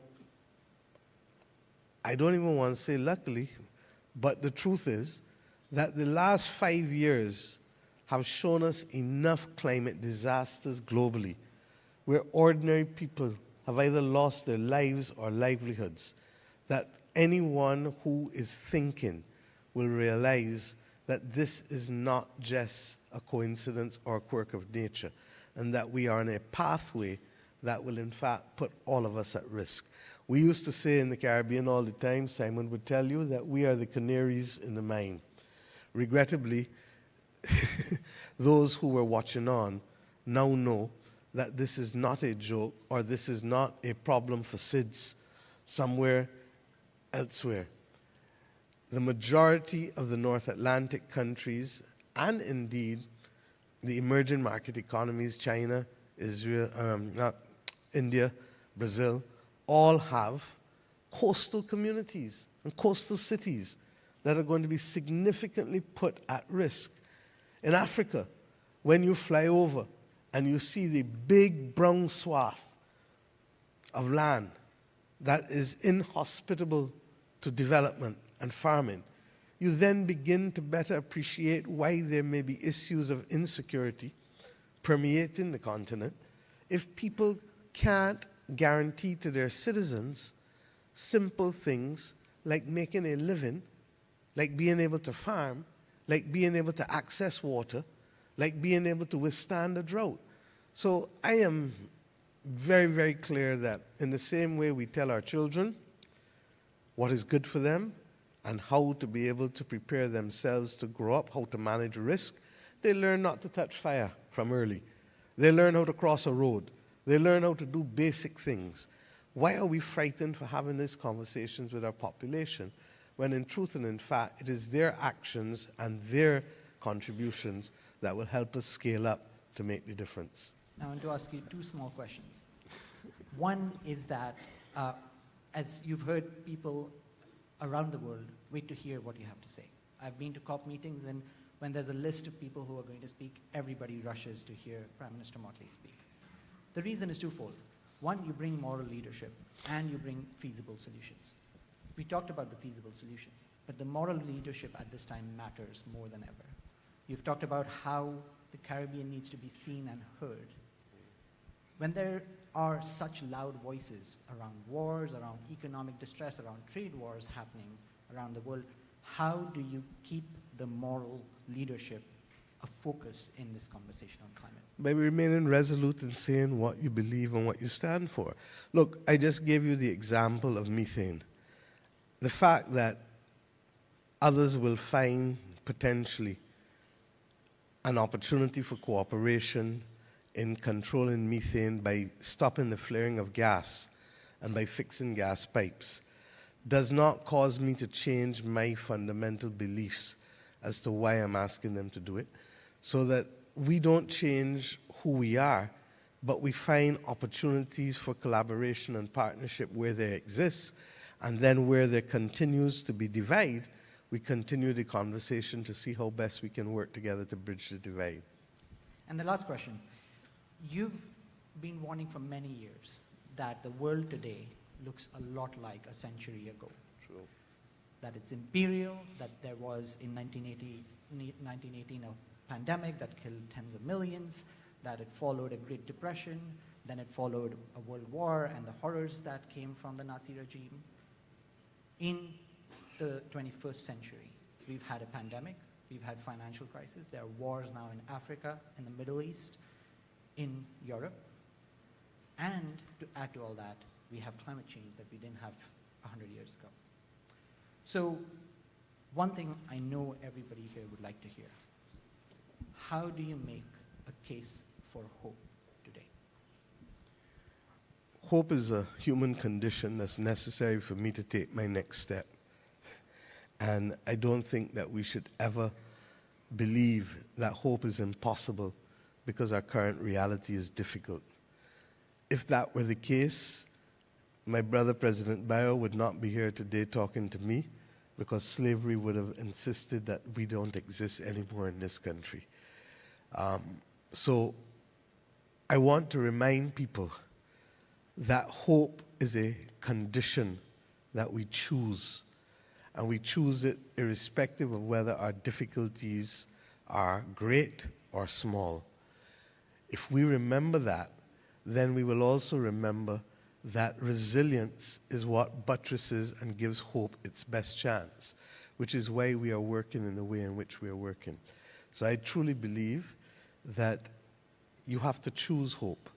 And if people choose hope as it was chosen by generations before, who faced even greater personal turbulence, even if not planetary crises, then I think we shall make the journey. Thank you, Prime Minister. Thank you.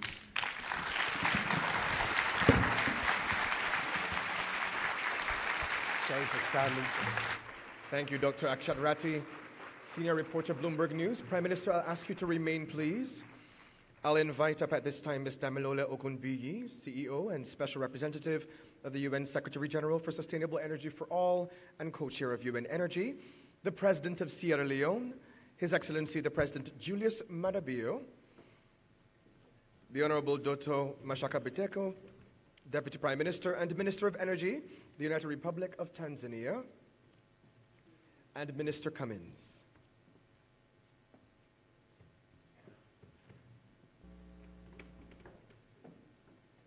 Also, I'll invite to join us Mr. Simon Steele,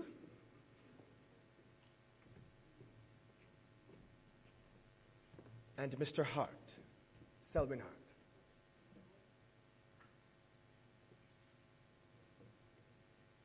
I think we're all together.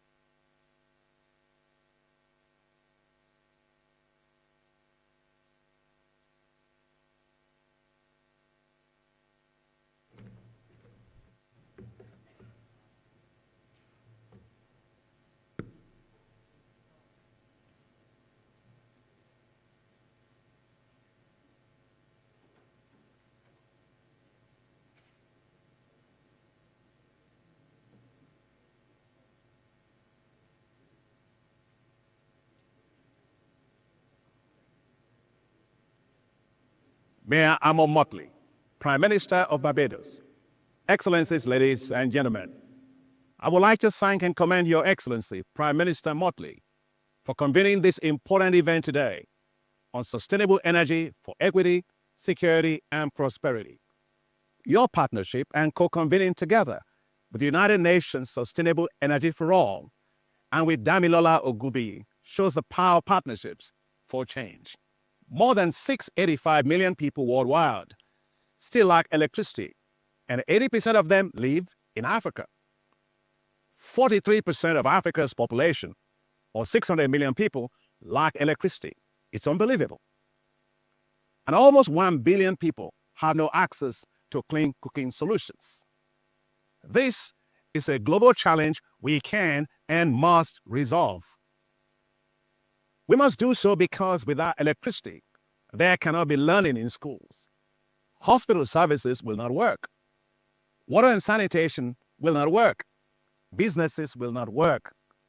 Jobs will not be created. Industries will not work, and economies will falter.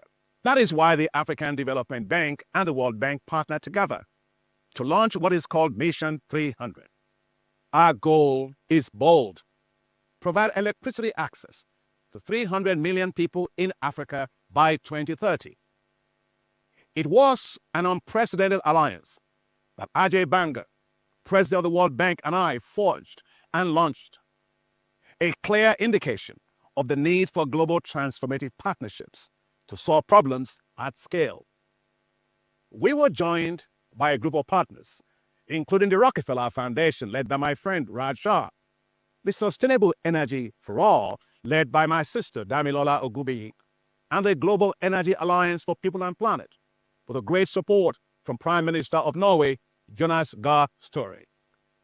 Now, 5 weeks ago, the Africa Energy Summit, organized by the African Development Bank and the World Bank, was held in Tanzania, hosted by President Samia Suluhu Hassan of the United Republic of Tanzania. The World Bank, the African Development Bank, and several global partners collectively committed $55 billion towards the goal of Mission 300. The Dar es Salaam Declaration on Mission 300 was unanimously endorsed by the African Union heads of state and government this month at its ordinary summit, which was attended by my dear sister Prime Minister Mayor Motley. To complement the Mission 300, the African Development Bank is also invested in the $20 billion Desert to Power program, which is targeting the development of 10,000 megawatts of solar power across 11 countries of the Sahelian region of Africa to provide access to electricity to 250 million people. So, together, the Mission 300 and the Desert to Power program will provide electricity to 550 million people. That will cover 96% of the 600 million people in Africa without electricity. That is simply incredible. Now, that's the kind of scale we must work globally if we are to achieve the Sustainable Development Goals.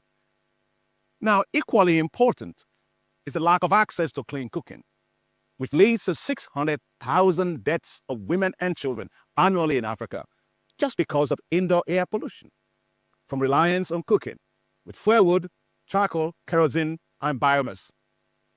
That is why the African Development Bank Group pledged $2 billion over 10 years towards clean cooking solutions in Africa. Right here in Beach Town, let us galvanize further partnerships that will deliver universal and sustainable energy for all across the world.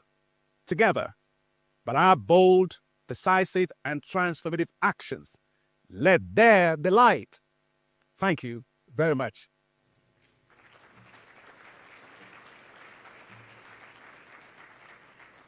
That was Dr. Akinwumi Adesina, President of the African Development Bank. To bring remarks, I'm now pleased to welcome the Executive Secretary of the United Nations Framework Convention on Climate Change. You saw him in the photo earlier, Mr. Simon Stiel.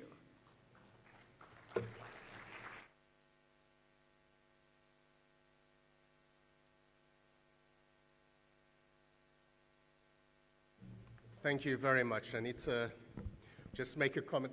Raphael, in your opening, you spoke of Barbados being the most beautiful. I have to remind you of an island just to the west of us that may also claim that same title. It's absolutely wonderful to be in my home region here and the opportunity to address all of you today. So, Excellencies, friends, last year, investments in clean energy and infrastructure reached $2 trillion. That is twice what was invested in fossil fuels. This is because it makes far more economic and commercial sense. Countries understand that cleaner, cheaper energy drives more economic growth. It means that more jobs and greater prosperity, more secure, affordable, and accessible energy, health benefits without choking fossil fuel pollution. But the reality is that the $2 trillion clean energy boom and all its massive human and economic benefits only some countries and communities. This is our next collective challenge. How do we ensure that investment goes global? That investors understand that the opportunities far outweigh the risks in developing countries. Access to energy is essential to our collective human development. We know that getting the basics right, access to energy for population development, access to clean cooking, for population health and well-being is the fundamentals of progress. 800 million people globally do not have access to electricity, let alone clean electricity. 2.3 billion people globally are without access to clean cooking, of which 1 billion of those reside in Africa, resulting in the premature deaths of millions every year. I'm tired of SIDS and LDCs being the moral leaders with their voices out in front, delivering for the global narrative on what the world needs, while struggling to deliver the fundamental goods at home because of the lack of international support. For too long have we been told that investment in green tech requires scale that islands such as Barbados and small island developing states don't have. Many developing nations need the solid plan of how to move on from the existing diesel generation to transition away from those stranded assets and out of the straitjackets that's hampered our ability to implement. And finance is central to that. The two-track energy transition should end here and today. Minister Cummins, in her opening remarks, asked us the question, what do we need to leave here over these next couple of days with? And certainly shifting that dialogue that has been ongoing for decades to bring that to an end with clear, concrete deliverables. It's crucial we see far more and better climate finance flowing sooner, scaling up quickly in the years ahead. And that finance is equitable, transparent, and predictable. It must go from words and pledges to funds flowing in the real economy, reaching and benefiting people on the ground, delivering those concrete actions. The climate finance goal of $300 billion that we agreed in Baku is a baseline, not an end line. Now on the way to COP30 in Belém, I'm heartened by the work that Brazil and the COP president-designate is doing to ensure that we eventually mobilize even more finance to $1.3 trillion per year by 2035. The Bridgetown Initiative and the foresight of its architects must be commended for putting in the groundwork on these issues before the international climate community turned their attention to them. The global financial system has needed effective revision for years, and the Bridgetown Initiative has given that revision legs, with a platform in which others can crowd behind to change. The work of the initiative is now being taken up formally in forums such as mine, the UNFCCC, where parties have recognized the need for changes to the global financial system to be put front and center. Because it isn't just profoundly unjust that only some countries benefit from the clean energy transition. It hurts everyone, including the world's largest economies and their peoples. No nation is immune, even as the most vulnerable are hardest hit. Whether at the macro level, with climate impacts wiping up to 5% off GDP, or the flow-on impacts hitting businesses or households, such as rising food prices, as global heating makes droughts, floods, and fires far worse, cutting food production and damaging supply chains. During my bilateral visits across the globe this year, I've been encountering governments with whole-of-economy approaches, connecting with every government department, every business, and every state, who are taking part in planning their new national climate plans, their NDCs, their nationally determined contributions. They're due from all countries this year under the Paris Agreement and should cover all sectors of the economy and all greenhouse gases. At UN Climate Change, we need to receive these plans in September, by September, in order to include them in the annual synthesis report. Governments, businesses, and civil society are working to assemble a real roadmap of what can and must be done, so that each sector of society acts as a multiplier, seizing the massive opportunities ahead. I'm particularly focused on how developing countries have the opportunity to leapfrog straight to clean energy and climate resilience, making plans and taking actions in their own interests, with a focus on finance, removing barriers for investment wherever possible. Support is being provided to develop these plans, but I'm focused on how we ensure the plans are not just another nice piece of paper, but instead an investable guideline to seize the opportunity of the transition and deploy more clean energy. New and better national climate plans are key to unlocking these vast benefits for all countries. NDCs must reflect what every country agreed at COP28 to transition away from fossil fuels fairly and to boost adaptation. So now is the time to keep ramping up our efforts and working together. Just as every fraction of a degree counts in the fight against climate change, every solar panel, every wind turbine, and battery makes a difference. You can count on the Secretariat's support every step of the way. I thank you.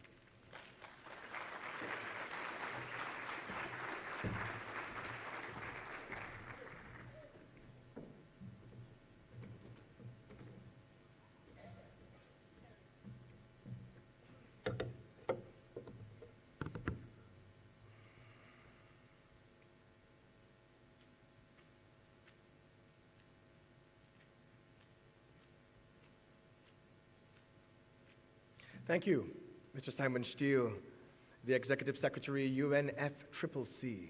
Grateful for your insightful comments and your challenge that we continue on this fight to sustainable energy. From Dar es Salaam to Bridgetown, the question is asked, how will Mission 300 accelerate sustainable growth for millions? We're preparing for a panel at this time that will explore the transformative potential of Mission 300, an initiative aimed at accelerating sustainable energy and its access for 300 million people across sub-Saharan Africa. This panel will be moderated by Senator the Honorable Lisa Cummins, Minister of Energy and Business Development from Barbados. I invite Senator Cummins to come at this time.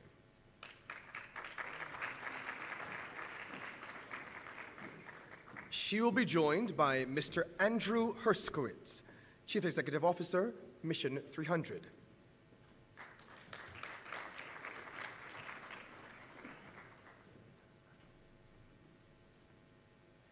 Mr. Usman Diagana, Vice President for Western and Central Africa, the World Bank.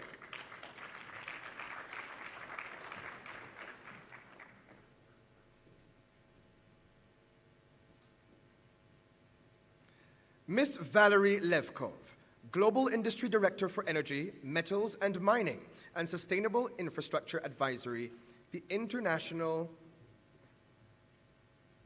Finance Corporation. Thank you so much.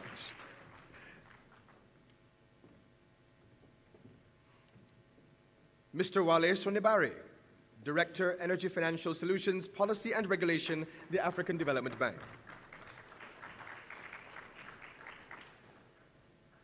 And Mr. Elo Ebobisi, Chief Executive Officer, Africa 50 Group.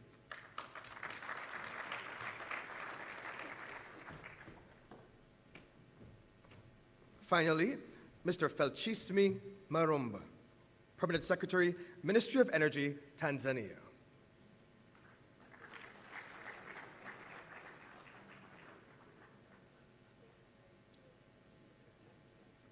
Understood. Please, I hand over at this time to our moderator, Senator the Honorable Lisa Cummins.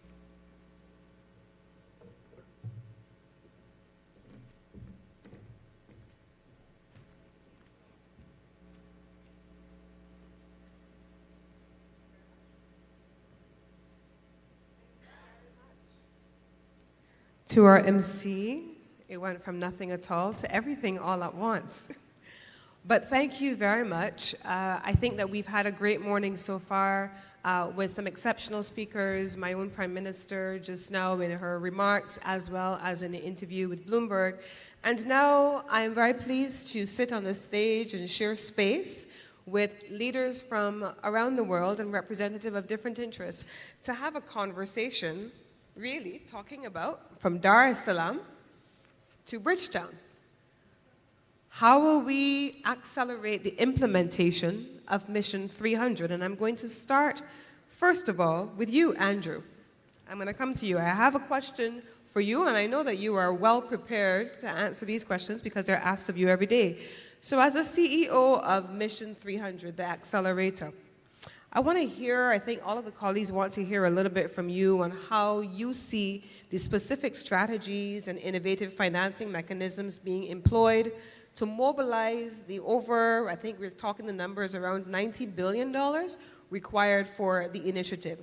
How does the accelerator plan to engage in this space, and how do we get both the public sectors and the private sector to ensure the sustainability of these projects across sub-Saharan Africa? Great, thanks so much. And before I begin, just want to say how happy I am to be in the Caribbean. A lot of people don't realize this, but I was a Caribbean studies major in college, and I started my career in development. You've heard it, everybody else hasn't. So I spent the first 5 years of my career in the Caribbean, coming to Barbados frequently, and the toughest negotiation I ever had was with the Caribbean Development Bank here, where I learned so much, 2 days of negotiating an agreement with them, which I then went back to people and explained how we needed to change our agreement. So thank you. It's such a pleasure to be here. Mission 300 represents the Bridgetown Initiative because it's the World Bank and African Development Bank completely changing the way that they do business in an unprecedented kind of way. And my colleagues will talk a little bit about what's different about that as well. It's climate justice. It's getting people access to electricity to basically have productive use for jobs. And this is why it's so important. This is an unprecedented effort. What the accelerator is doing is it's providing support through the Rockefeller Foundation with the Global Energy Alliance for People and Planet, GEOP, Sustainable Energy for All. We're supporting the World Bank and the African Development Bank. They've got 130 projects that they've identified that if they move forward and they stay on track, will deliver 300 million connections, 300 million people access to electricity. So what are we doing? We're providing some technical assistance to help serve as the glue and the grease for some of those projects to make sure that they don't get stuck. It could be doing a necessary study. It could be providing support to a government. The other thing that we're doing is we're helping create compact delivery and monitoring units within each of the compact countries. So what a lot of countries, even some of the smaller countries, they don't have enough people in the ministries. And we want to make sure they have the staff that they need to be able to deliver on the reforms that they've committed to. So we're doing that as well. We're working with the support of SE for All to draft a master template for how is it that countries can help deliver on the commitments that they've made. How can they deliver on the compact commitments, the reforms? How can they deliver on the projects? And then sharing those with the governments who are creating their own delivery units to say, all right, well, as you look at this template, let us know where we can fill the gaps. So it helps you really narrow in on that. So that's essentially what the role of the accelerator is really to serve as that glue and that grease. And I think that's so important, not just across the African continent, but across the regions where development capacity is at a minimum. This is important work. And so I think it's important now for us to segue into the World Bank, because having pledged a significant sum of resources to the initiative, this is critical. And when Andrew was speaking about GEOP, for example, we work very closely here in Barbados with GEOP on our best projects, and the collaboration with entities like the World Bank and the IFC is critical to partners. How does the World Bank come into the space, and how does the World Bank see itself having already made pledge commitments to Mission 300? Great. Thank you so very much. Let me start by thanking you and the population of Barbados for being such a great host. And also thanks my sister, Damilola, for inviting us. We value the partnership with Sustainable Energy for All. And we have a great World Bank team in this room. In fact, not only my colleague Valeria and myself, we have many in this room. To respond to your question, I would like to start by quoting our president, Ajay Banga, who said that electricity is more than power. It is a foundation for job, opportunity, and inclusive growth. It's a fundamental human right. Electricity will allow small business to grow and young population to be prepared for job of the future. So against this actually quote, it's clear that Mission 300 is not a project nor a program. It's a movement. It's not about actually, public sector intervention. It's about private sector-led investment. It's about whole of society approach. Mission 300 is not only about investment. It's about leadership. It's about political will, and I think some people have made this point this morning. But also I would like to add that it's no longer just a speech or an intention. It's a reality. It's happening. Since the concept has been launched about now 14 or 15 months ago, through our existing project in the World Bank, we have connected 27 million Africans to electricity. And with the existing portfolio that we have in the World Bank, by 2030, those existing operations, those are already financed, will provide connection to 90 million people. But we'll certainly commit, and we are committed to finance much more projects and work together with African Development Bank, with all the IFIs, MDBs, Rockefeller, sustainable energy for all, etc., to make sure that this commitment, this announcement will materialize. And those 300 million people that we want to see connected to by 2030 will indeed be connected through both private sector solution, public sector solution, all supported or underpinned by reform. And finally, I would like to say that all those things will be actually informed by some very critical guiding principle. And, we already mentioned how it's important to have the collective ownership, the political will. So this is one of the fundamental guiding principles that we need to continue to work on. And the second is regional solution. Regional integration will be fundamental, and we have kind of a power trade program that we are supporting, for instance, in West and Central Africa, and we do the same in the eastern part of the continent. I think this morning when the Minister of Energy of Tanzania spoke, he mentioned, and finally is the critical importance of a partnership. So let me pause here. Thanks. Thank you very much to the World Bank. I think that in all of our countries, the World Bank has historically played an important role, and you have captured perfectly what role the World Bank is going to be playing in the important rollout of Mission 300. And we have heard from the World Bank, and we want to come to the private sector arm now of the World Bank, the International Financial Corporation. Valerie, the question for you is always one that I am navigating with your teams, and I think the colleagues who are here know this as well. How do we implement de-risking strategies that mobilize financing for the private sector and make sure that those de-risking strategies are fit for purpose depending on the country, whether they're high risk or low risk?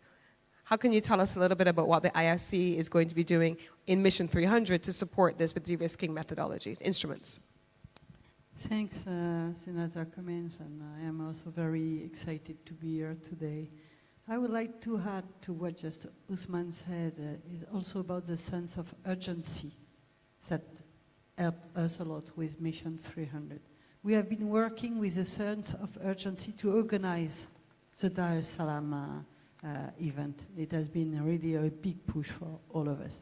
And now we are in the sense of urgency to deliver them. And that's one of the change. And I heard Her Excellency, the Prime Minister of Barbados today say that also. We need to move urgently. So now, when it comes to the private sector, we are in a big push to first move fast, and second, to innovate, to address the private sector concerns. Of course, the national compacts are the anchor of everything, and including to give confidence to private sector to come in the countries, because they see that the reforms will be there. We have been listening a lot to the private sector, and we are continuing to be sure that we understand what they need and to put programs and solutions that fit for their needs. It's about low cost, of course, financing, but also a lot about the de-risking tools. Let me give you just some examples for everybody to understand what we can bring on the table and what we want to bring on the table. First, we are bringing a financial package of $100 million to a very interesting new model with a private developer, Scatec release, about leasing solar power plant. So the leasing model is very new in Africa. It's changed the structuration of the financing, but also it allows the countries to have a very fast deployed solution for eventually a shorter period than 25, 30 tenor IPP as we do. So that's a model which is innovative, which is different. It has been implemented already in Cameroon. There are some discussions with Liberia, Sierra Leone, so those countries could be pioneering a new leasing model. Another example is the social bond that we have done with Côte d'Ivoire. So what is different is that we are doing titrization of the household's repayment for the connection costs for the electricity portos, so electricity for all program in Côte d'Ivoire. So social bond for titrization of households repayment was quite innovative, and it allowed to give accelerated access to electricity to 800,000 households in Côte d'Ivoire. So that's another kind of solution, far from the traditional, I would say, project finance where IFC were known for being on the lead. Of course, PPP models are still a very important model for Africa. We have also given our support for the pre-development of a PPP model for a greenfield new distribution electricity company in Burundi. Burundi has 12% access of electricity. The bank is working a lot with a national distribution company to reinforce and to improve, but in parallel, to accelerate, there is this PPP model to put a greenfield distribution activity for the metro grid, I would say, surrounding areas of big cities. That would be also a great solution. It's ongoing, but it's just to show innovative schemes. And last, we have announced during Dar es Salaam meeting a new vehicle for patient long-term cost-effective capital to support DRE and solar home systems activities, because we know that in this field there is a lack of capital, patient, long-term, low-cost capital. So we are in the process to leverage up to $1 billion to finance those companies. And in parallel, we have developed under the DARES program, World Bank program in Western Africa, a revolving facilities also for those companies in order for them to be able to wait for the subsidies that will come from the result-based financing. So it shows you different things that are already on the way. We are working and discussing about the local currency de-risking facility. We are working for very specific guarantee under our new World Bank Unified Platform, which will be specific to off-grid and rural electrification facility. And we are also thinking about receivable facilities. So it was just to show you the range of financing. We are open to any new solutions depending on the needs of the private sector. Thank you very much, Valerie. Now, here in the room and at the conference, over the next couple of days, we have the World Bank, but we also have regional institutions for each of our regions. We have the Caribbean Development Bank that has been in the room at the level of the president and his team, supporting the Caribbean region, the Inter-American Development Bank for the Americas. We have here on the stage the African Development Bank as well, working very closely with public sector and with the private sector to finance energy policies, energy strategies, energy planning. How has the ADB been supporting the harmonization and the development of policies in the energy space, specifically the renewable energy space and energy transition space all across the continent in support of Mission 300?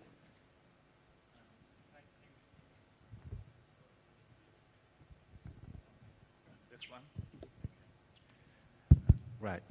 Thank you, Minister. Thank you for the opportunity, and good morning or good afternoon to everybody. At the African Development Bank, we take a very holistic approach towards the energy sector. And with Mission 300, I think we're looking at our interventions around the 5 key pillars. So the first one is around least cost generation. There are many countries that are procuring very expensive electricity. And you often find that it's actually the poorest countries that have the highest costs because they're relying on expensive diesel or HFO. So one of the key things is we have to prepare integrated resource plans for these countries, least cost electricity generation. And it's very important that they don't succumb to outlandish promises from some private sector developers who will come in and say, I'll offer you this impossible tariff, but they don't also want to be signing up to very expensive PPAs. that ruin their economies long term. And these long-term contracts are difficult to get out of. There are huge penalties. So building capacity within governments is absolutely fundamental. And you have to put the policies in place around procurement to make sure they're not locking themselves in to very expensive contracts long term. So that's the first pillar, which is around the least cost generation plans. The second pillar is around regional interconnections. It's very important that we interconnect so that our countries can sell to regional power pools. You often find that in some countries, it's very difficult to integrate renewables into the system because you have a small grid. And so you have that intermittency issue. And if you're able to distribute and sell across your regional power pool, you can actually anchor more renewables. So you have countries like Cote d'Ivoire that depend on gas, which is cheaper than HFO for Burkina Faso or Niger. So you can sell cheaper electricity. Niger can then build renewable energy, despite a relatively small grid. So the regional interconnections is absolutely key. And we also have to move away from this idea of selling to a single buyer, because the single buyer model locks you into a weak utility. And so the private sector finds it difficult to finance these projects because there's no other alternatives. And they're asking for government guarantees. Our countries are reaching their debt sustainability limits. They can no longer afford these guarantees. So we don't want to lock them in to these unsustainable guarantees if you have an alternative of selling into a market. Third, we have distributed renewable energy generation. We accept that over 50% of the new generation will come from DRE. The fact of the matter is that it's not always cheap to take the grid to every locality. In fact, it's so expensive, per grid connection. So in some countries, it's the distributed renewable energy and solar home systems. That's how we're going to reach people. And that way, we want to create opportunities and programs that allow us to scale up DRE. Next is around private sector participation. Private sector follows the path of least resistance. So one of the things we did at the bank was to introduce the Electricity Regulatory Index that benchmarks the regulatory environment of each country against international best practice. That way, the private sector is able to get a view of which countries are ready, because not every country is ready for private sector participation, and we have to be honest about it. We tell the governments, you're not yet ready. There are these things that you need to put in place. And there's the issue of currency as well. In some countries, it makes no sense to lend. You don't know what the exchange rate is going to be tomorrow, let alone in 15 years. So let's admit it. And in those countries where they have deep enough local capital markets, we should come out with solutions that allow longer-term lending in local currency. Lastly is around utility reform. The utilities are the buyers of the electricity. And so utilities have to be sustainable. What we find, unfortunately, in many countries, in most countries, the utilities are not sustainable. And that's for all kinds of reasons, including political. So we have to remove those utilities from undue political interference and allow them to run as businesses. And that's where our Sustainable Utility Transformation Initiative becomes very relevant. That's the fourth pillar of M300. So that's the fifth pillar, actually, so I should stop here. Thank you. Thank you very much for that. I think as I see the CARICOM Secretariat walking back into the room, it's a perfect time because the comments just made by the African Development Bank are easily replicated in many regions across the world, especially as it relates to interconnectivity, de-risking instruments, development of integrated resource and resilience plans, working across regional collaboration, and ensuring that countries are in harmony to be able to drive costs down and work closely with the private sector, but in a de-risked environment. And so this is an important conversation, and I'm hoping that over the coming days, that together with the regions from the CARICOM and the Pacific, we can elaborate on the details that we're just hearing from the stage so far. That brings me then to Africa 50. So infrastructure investments, that's a big part of the conversation. How is Africa 50 investing in Mission 300, especially as we talk about infrastructure? I think just now from ADB, we heard about grids, certainly grid modernization, grids that were built for fossils and not for renewables. How is Africa 50 fitting into that space? Well, thank you, Madam Minister. And also, I'd like to thank the organizers, my sister Damilola, for inviting Africa 50 to speak at this very important event. Now, there's also something that I would like to say. About 5 weeks ago, I was at the African Union Summit, and Prime Minister Motley made a very, very inspiring speech. And one of the things that she said is that we Africans, together from Africa and from the diaspora, but also with African friends, we have to come together to solve global challenges. And access to energy is one of those challenges. So I'd like to commend the World Bank Group and the African Development Group for launching the Mission 300 initiative, because this initiative is really galvanizing energies, so to speak, to try to help address this access to energy issue. Africa 50, the organization that I lead, would actively contribute to the goals of the Mission 300, 3 areas that we believe we can contribute. First of all, Africa 50 is a Pan-African investment platform, managed asset manager. We are investing equity, quasi-equity in infrastructure projects, and I have to say that we have a very good track record of investing in profitable equity infrastructure projects with also impact. So we do impact, but we also make money, and there's nothing wrong about that. So how are we going to contribute? We will contribute by investing equity in DRE, distributed renewable energy companies, through funds that we will set up together with other institutions. And that brings me to the second area. We will contribute through building partnerships, being in partnership with strong institutions.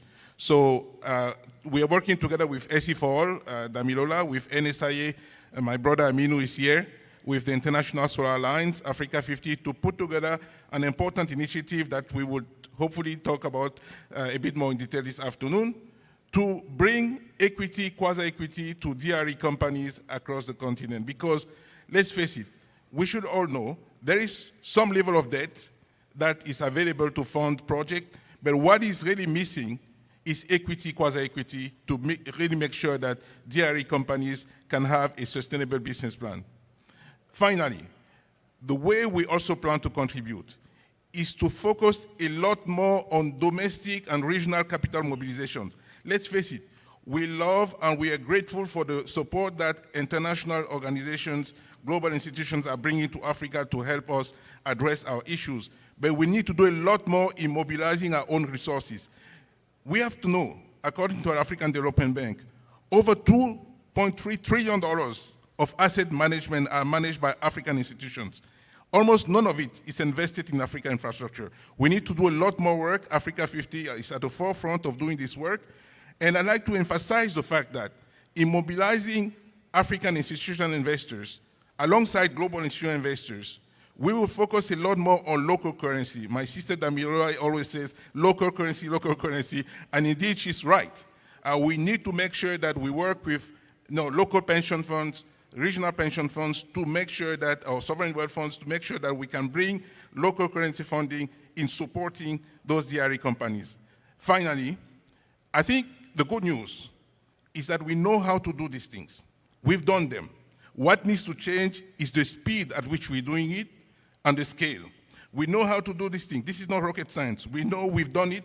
You look at our track record. We need to change the game in terms of speed and scale. Thank you. So if I were to go around the room and to start from one side of the room, of the stage, to the other, there is very little, if anything at all, that was said from this stage that anyone can disagree with. So Andrew, representing Mission 300, the accelerator, speaking about the importance of investing in the initiative and empowering people all across the African continent. We went then to the World Bank and we heard about the innovative instruments that are being used by the World Bank all across the African region, specifically in the public sector, but also catalyzing private sector growth. The IFC then spoke about how, from a private sector perspective, you are de-risking, financing, and making financing available, but in a holistic way.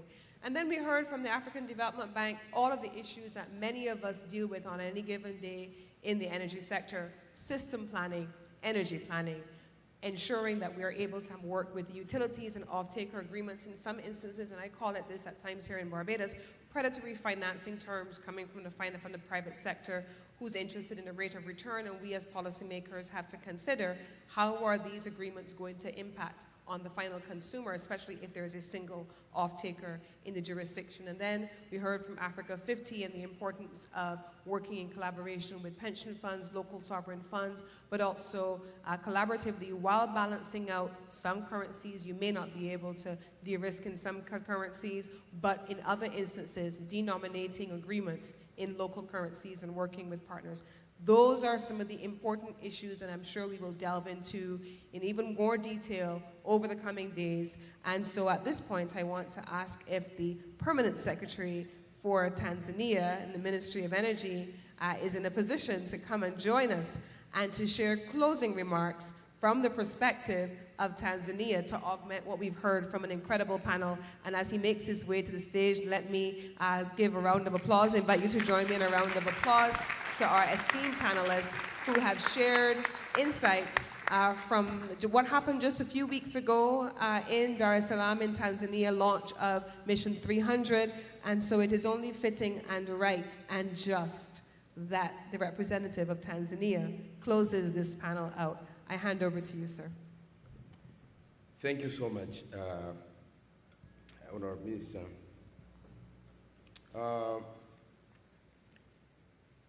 Good afternoon.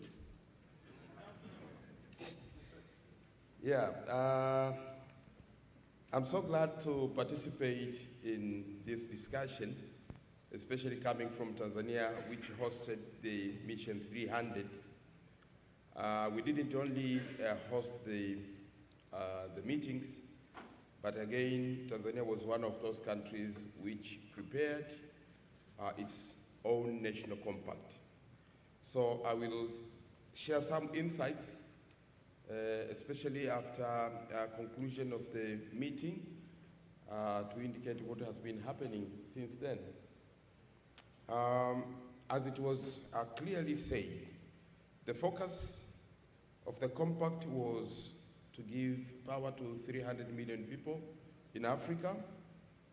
Of course, it was under facilitation of the African Development Bank, the World Bank, Rockefeller Foundation, my sister Damilola, and Sustainable Energy for All.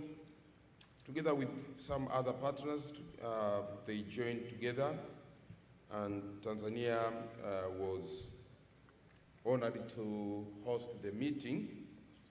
So that meeting took place early January this year, and since then, of course, it was a very well-attended meeting by heads of states. Out of that meeting, more than 50 billion US dollars was committed, but again, the heads of state came out with Dar es Salaam Declaration, which was a commitment from the heads of states to support the mission. And also we had the national compacts from the countries, 13 countries out of all African countries, which were the pioneers to start working on this compact. And so Tanzania was one of those countries. So I will share a few things. Number one, after the compact, first of all, what was in Tanzanian compact? In Tanzanian compact, we considered that we will achieve 100% access by 2030 and have 75% connectivity within the same time. But again, we are looking at renewable energies. Right now, we are at around 61%, and we said we want to have a target of 75% of all our power generation coming from renewable energies by 2030. Again, on private sector participation, right now, they are not participating very well. Their capital in our energy sector is around $500 million, but we want in the next 5 years, by 2030, to have $4 billion as private capital in our energy sector. We want to ensure that our utility, TANESCO, is sustainable enough, financially sustainable, to be able to attract private sector participation. And to do that, we looked at various angles which will bring the utility into financial sustainability. Of key importance is to look at policies, whichever policy which will ease the way private sector works with the utility. Those are areas we are looking at. But again, the government, working with its partners, is to raise $8.8 billion in the next 5 years, which will be part of its contribution to that compact.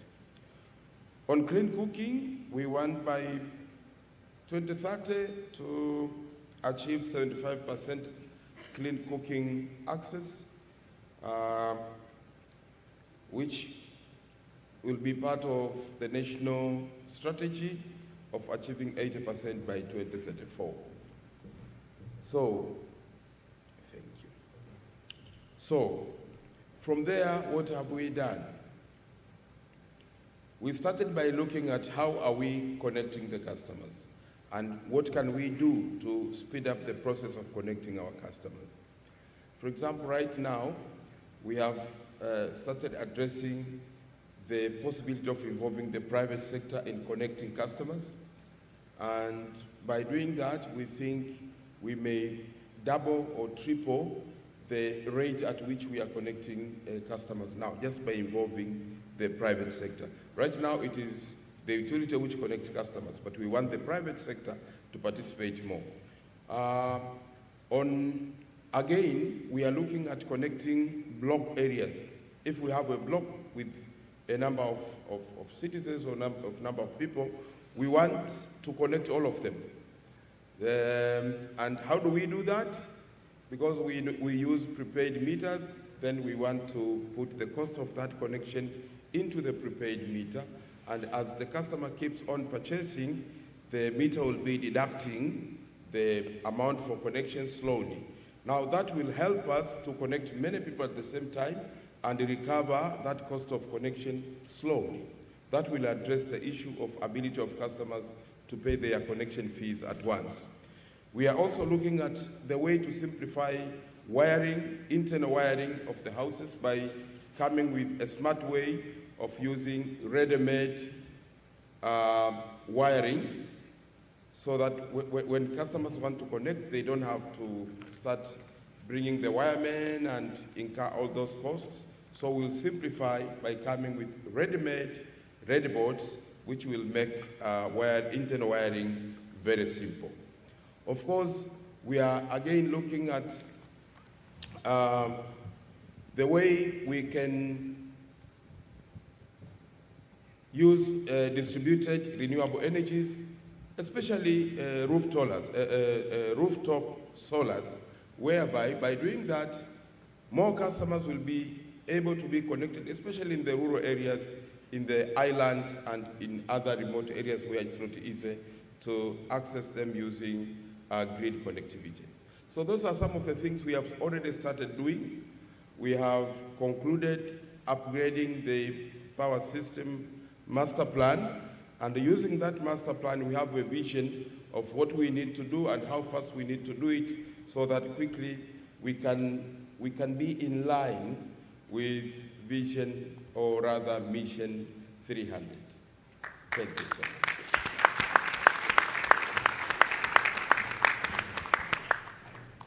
Thank you, Permanent Secretary. I invite Senator the Honorable Lisa Cummins and the remaining panelists. You may return to your seats.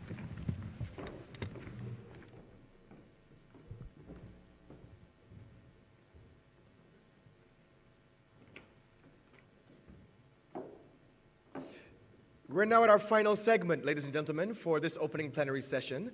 I trust you've been enjoying it as much as I have. I now invite senior correspondent from Time Magazine, Justin Worland, to lead this segment.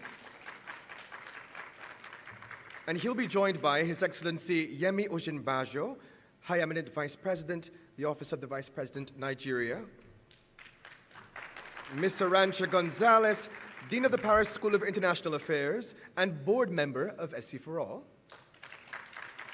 And Ms. Elizabeth Yee, Executive President of Programs, the Rockefeller Foundation.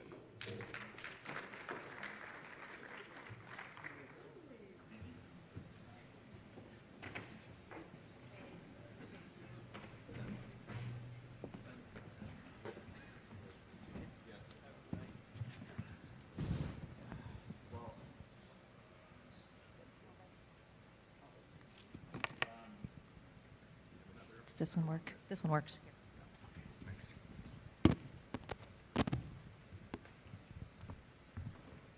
Okay. Well, thank you for the introduction. What an honor it is to be here at this closing of the first plenary session.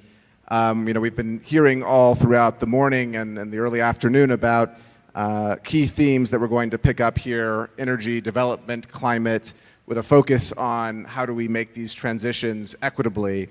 But we also want to focus here on institutions. We know that we need institutions to help make this transition happen, and so we want to, in particular, focus on the institution which has brought us all here today, SE for All, and so we're going to have that as a key thread throughout our discussion. What role has SE for All played? What role can it play going forward? How can SE for All partner with everyone here in the room?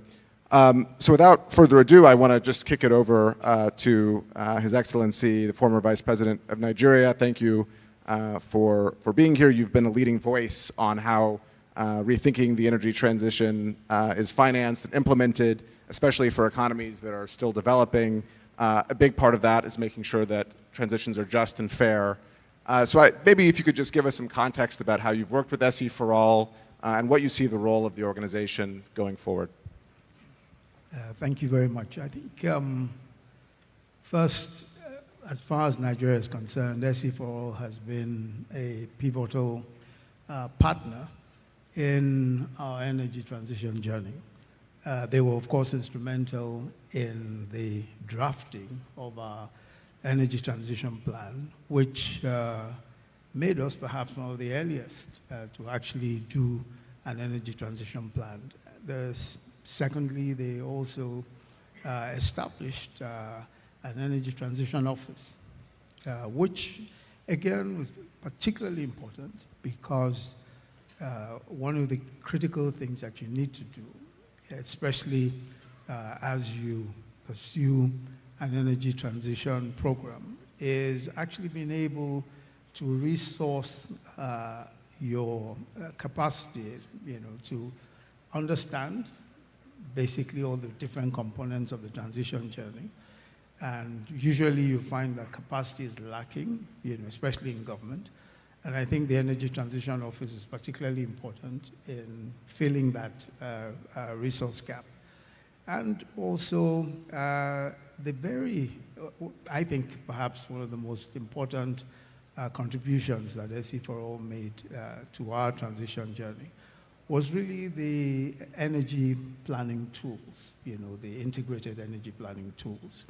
I think that was particularly important for us because one of the major defects, of course, of problems that you have is just that inadequacy of data, and they were able to, using their integrated energy planning tools, to give us, a very robust integrated geospatial platform, which enabled us to, identify least cost electrification projects as well as the expansion of our clean cooking scheme.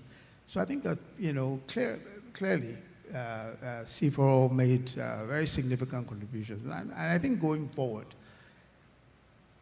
M300 is going to need all the help you can get, and especially in Africa. you need the sorts of partners, that understand implementation in that, in that particular jurisdiction. I think that will be a challenge if you don't have the likes of C4All, because they have implemented consistently in that environment. They understand what it takes, they understand how it works, they understand, exactly how to identify the project and what to do with the projects. So I think that even for the success of M300, we're going to need the support of the likes of C4All. Well, very, very interesting and important thoughts there. I want to move to Arantxa, just picking up on that same question of moving forward. How do we accelerate action? What's the role for regions in accelerating action? How does SE4All fit into that? So let me. I think this one works. Let me first thank you for starting the conversation on institutions, because I do think that institutions do matter. And sustainable energy for all matters as an institution, in my view, for four things. And the four have to do with the fact that sustainable energy for all has understood that we are in a new world. So the old world would basically be very state-centric. The big actors would be governments. But sustainable energy for all has understood that in the new world we live in today, you need to bring in the private sector, you need to bring in the philanthropists, you need to bring in the academics.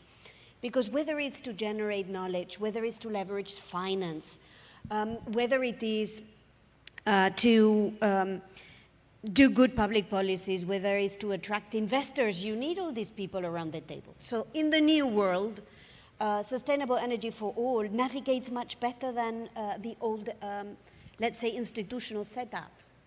The second is also because sustainable energy for all has understood that the old world was all about silos.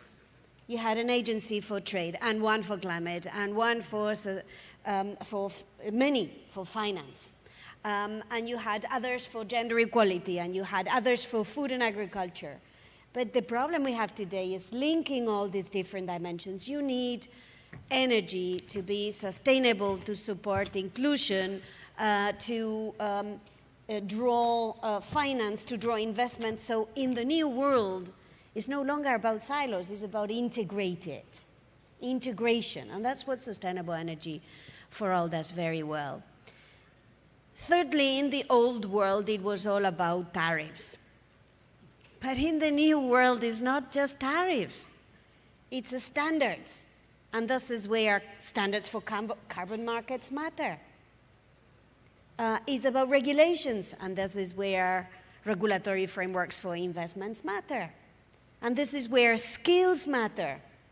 And this is where inclusion matter. So, okay, yeah, we still got a bit of tariffs, but there is all this other world of obstacles, of framing that we need to get right. And the fourth and final is basically in the very old world, it was all about the North. But in the world of today, it's much more diverse. For the first time this year, South-South trade will be exactly as North-North trade. In 200 years, this hadn't happened. And sustainable energy for all, clap, because this is a great signal of progress. It tells us that there is a new world out there, and this is where sustainable energy for all has understood that. Look at this room. It's leveraging regions and cross-regional relationships in order to better reflect this new world. So I would say sustainable energy for all has what it takes for the new world, and our biggest objective should be to work together to ensure we are not moved back to the old world, if you see what I mean. Thank you, thank you. I want to turn to you, Elizabeth, on the finance questions. one of the biggest challenges for the energy transition, particularly in economies that are developing. The Rockefeller Foundation has worked closely with SE for All to drive investment, to drive solutions at scale. So maybe if you can just speak to that, to that collaboration, and then speak to the role, again, as we've been talking about, that organizations like SE for All can help organizations like yours that are differently positioned in this ecosystem. Thanks, Justin, and happy to. It's great to be here with Arantxa, fellow board member, and with VP Oceanbajo. It's nice to see you again. The Rockefeller Foundation's been around for 112 years, and John D. Rockefeller founded us with a focus on trying to deliver on the well-being of humanity. And I think the major takeaway from this room is you can't have the well-being of humanity when 700 million people live in the dark. That just is not a world that we can live in. And so I think at the core, that's why we want to support things like SE for All. We want to support ideas like Mission 300, like the Global Energy Alliance for People and Planet, because at the end of the day, people are at the center of everything that we need to do to be able to deliver a better future now and also for our children and generations to come. And finance is a key part of that. And I think what SE for All and Damilola, I see you right there as our visionary leader, what you're trying to do is really important because you're actually not just saying it's about finance for people. It's projects that deliver people's ability to live their lives in a more productive way. And I just wanted to give two examples that I think we're really proud of. So one is the Zambia Mini Grids project, where in Zambia about 42% of households have access to electricity. And what the foundation has done here is we've worked with Damilola and the SE for All team. We've given a $5 million grant to make sure that developers have access to finance, to make sure that there are the ability to connect people to power, and to help Zambia achieve the 1 million people target that they have for electrifying their communities. Similarly, I think the Universal Energy Facility is another really great example of how we are using capital in a multi-donor pooled way. I think that's exactly what Prime Minister Motley was saying, is it's all about partnerships and we can't go it alone. And this is another great example of how we're trying to use grant capital to make sure that we unlock the opportunities around clean cooling, around energy solutions, around grid-tied energy and solar, and it's operational in 5 countries now. It's leveraged $19 million, and so I don't get these stats wrong, it's connected 31,000 people, 3,000 businesses, 201 jobs, and it's avoided 4,000 tons of emissions. And what I want to emphasize here is that it is about these co-benefits. It's about all of the things I just mentioned and the fact that kids can have access to education. It's the fact that women can work and walk home safely at night. It's about all of the things that enable us to live a dignified human life. And so that's what our foundation is about. I think that's why SE for All is just such a critical partner in all of the work we do. We don't have time for perfection. We need to make progress. And I think putting people at the center of what we do and making sure we deliver for the people who aren't able to be in this room is exactly what SE for All and RF are trying to do together. So thank you. Okay, I'll just maybe conclude with one more question for you. We mentioned at the very beginning, or I mentioned at the beginning, your focus on making sure solutions are just and equitable. And I wonder if you can just maybe spin forward a little bit, thinking about how to ensure that that remains a part of the conversation. And again, the role that SE for All and other institutions that are implementing and can provide capacity, as you said, might have in that. I think the primary thing is to recognize that for some parts of the world, especially the global south and Africa in particular, there are 2 existential crises, not one. Extreme poverty being one, and of course the climate crisis being the other. In terms of priority, obviously, extreme poverty is what we must prioritize. And so the energy transition journey itself must take into account the fact that these are essentially energy poor countries, and because they're energy poor, we have to take the sorts of decisions that enable the countries to be able to achieve development and at the same time deal with issues of the climate crisis. Now, so there are arguments, for instance, around whether or not gas, should be a transition fuel. For countries such as ours, such as Nigeria, which is gas rich, it's obvious that you can't leave the gas right there in the ground. You've got to use gas, especially for clean cooking. So that prioritizes, to a certain extent, development, because for an energy poor country, you're going to look at all the options. But at the same time, you will probably see that today renewable energy is getting much cheaper than ever before, and in some cases even cheaper than gas. And for grids in particular, where you're looking at multiple sources of energy for your grids, renewable energy is becoming more and more acceptable and more useful for the grid, especially where you have battery energy storage systems dealing with intermittency issues and all of that. But for a just transition, you've just got to have that nuance. You've got to look at things in terms of how it works for the different, different jurisdictions and the different constituencies that you're dealing with. Which is why I think, again, SE for All has that advantage. Because when we started talking about, hey, what is an equitable, inclusive, and just transition going to look like? I mean, they had that at the back of their minds all the time. And I think the conversations were just easier to have with them because they understood precisely what we were saying. They understood precisely why you couldn't abandon your clean cooking alternatives if you wanted to save millions of lives of rural women who had to use wood and all sorts of fossil fuels that obviously endangered their lives. So I think just a nuanced way of dealing with the energy transition journey is crucial. And to be able to do so, you obviously need organizations such as SE for All and others who understand that nuance and who understand how this would play in the real world.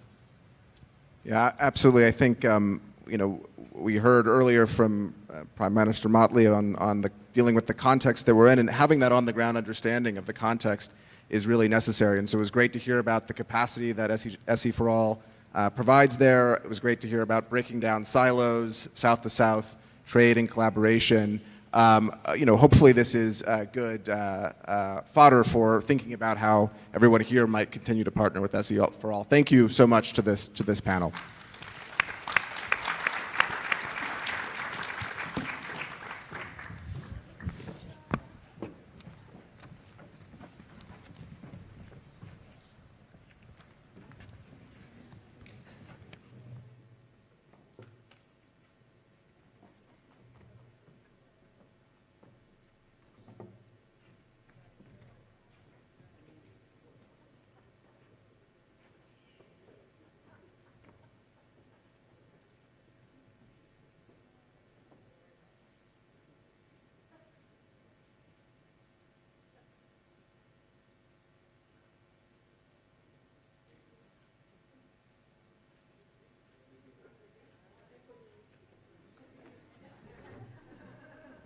Thank you so much, distinguished presenters.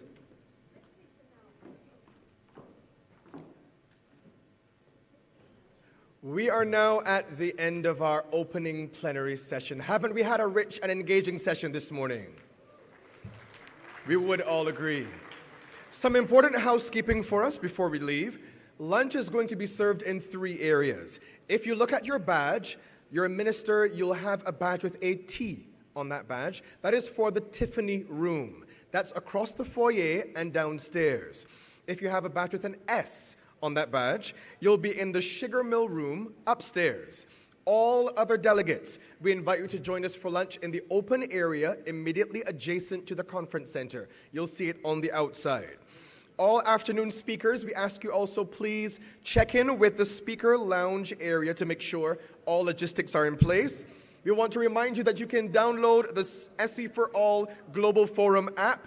That'll be your home for all information regarding the conference.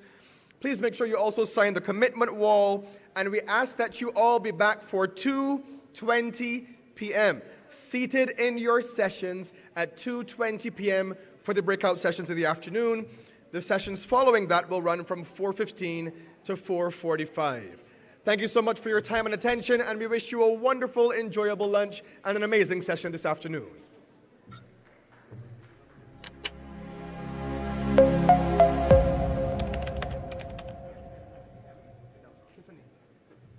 Just one more clarification. You may be a minister without a T or a S on your badge. If that is so, we invite you to join us for lunch in the Tiffany room. That's across the hall, across the foyer. You're going to go downstairs to the Tiffany room if you happen to have an M on your badge as well. I did. In case you missed it, you can download the SE for All, Sustainable Energy for All Global Conference.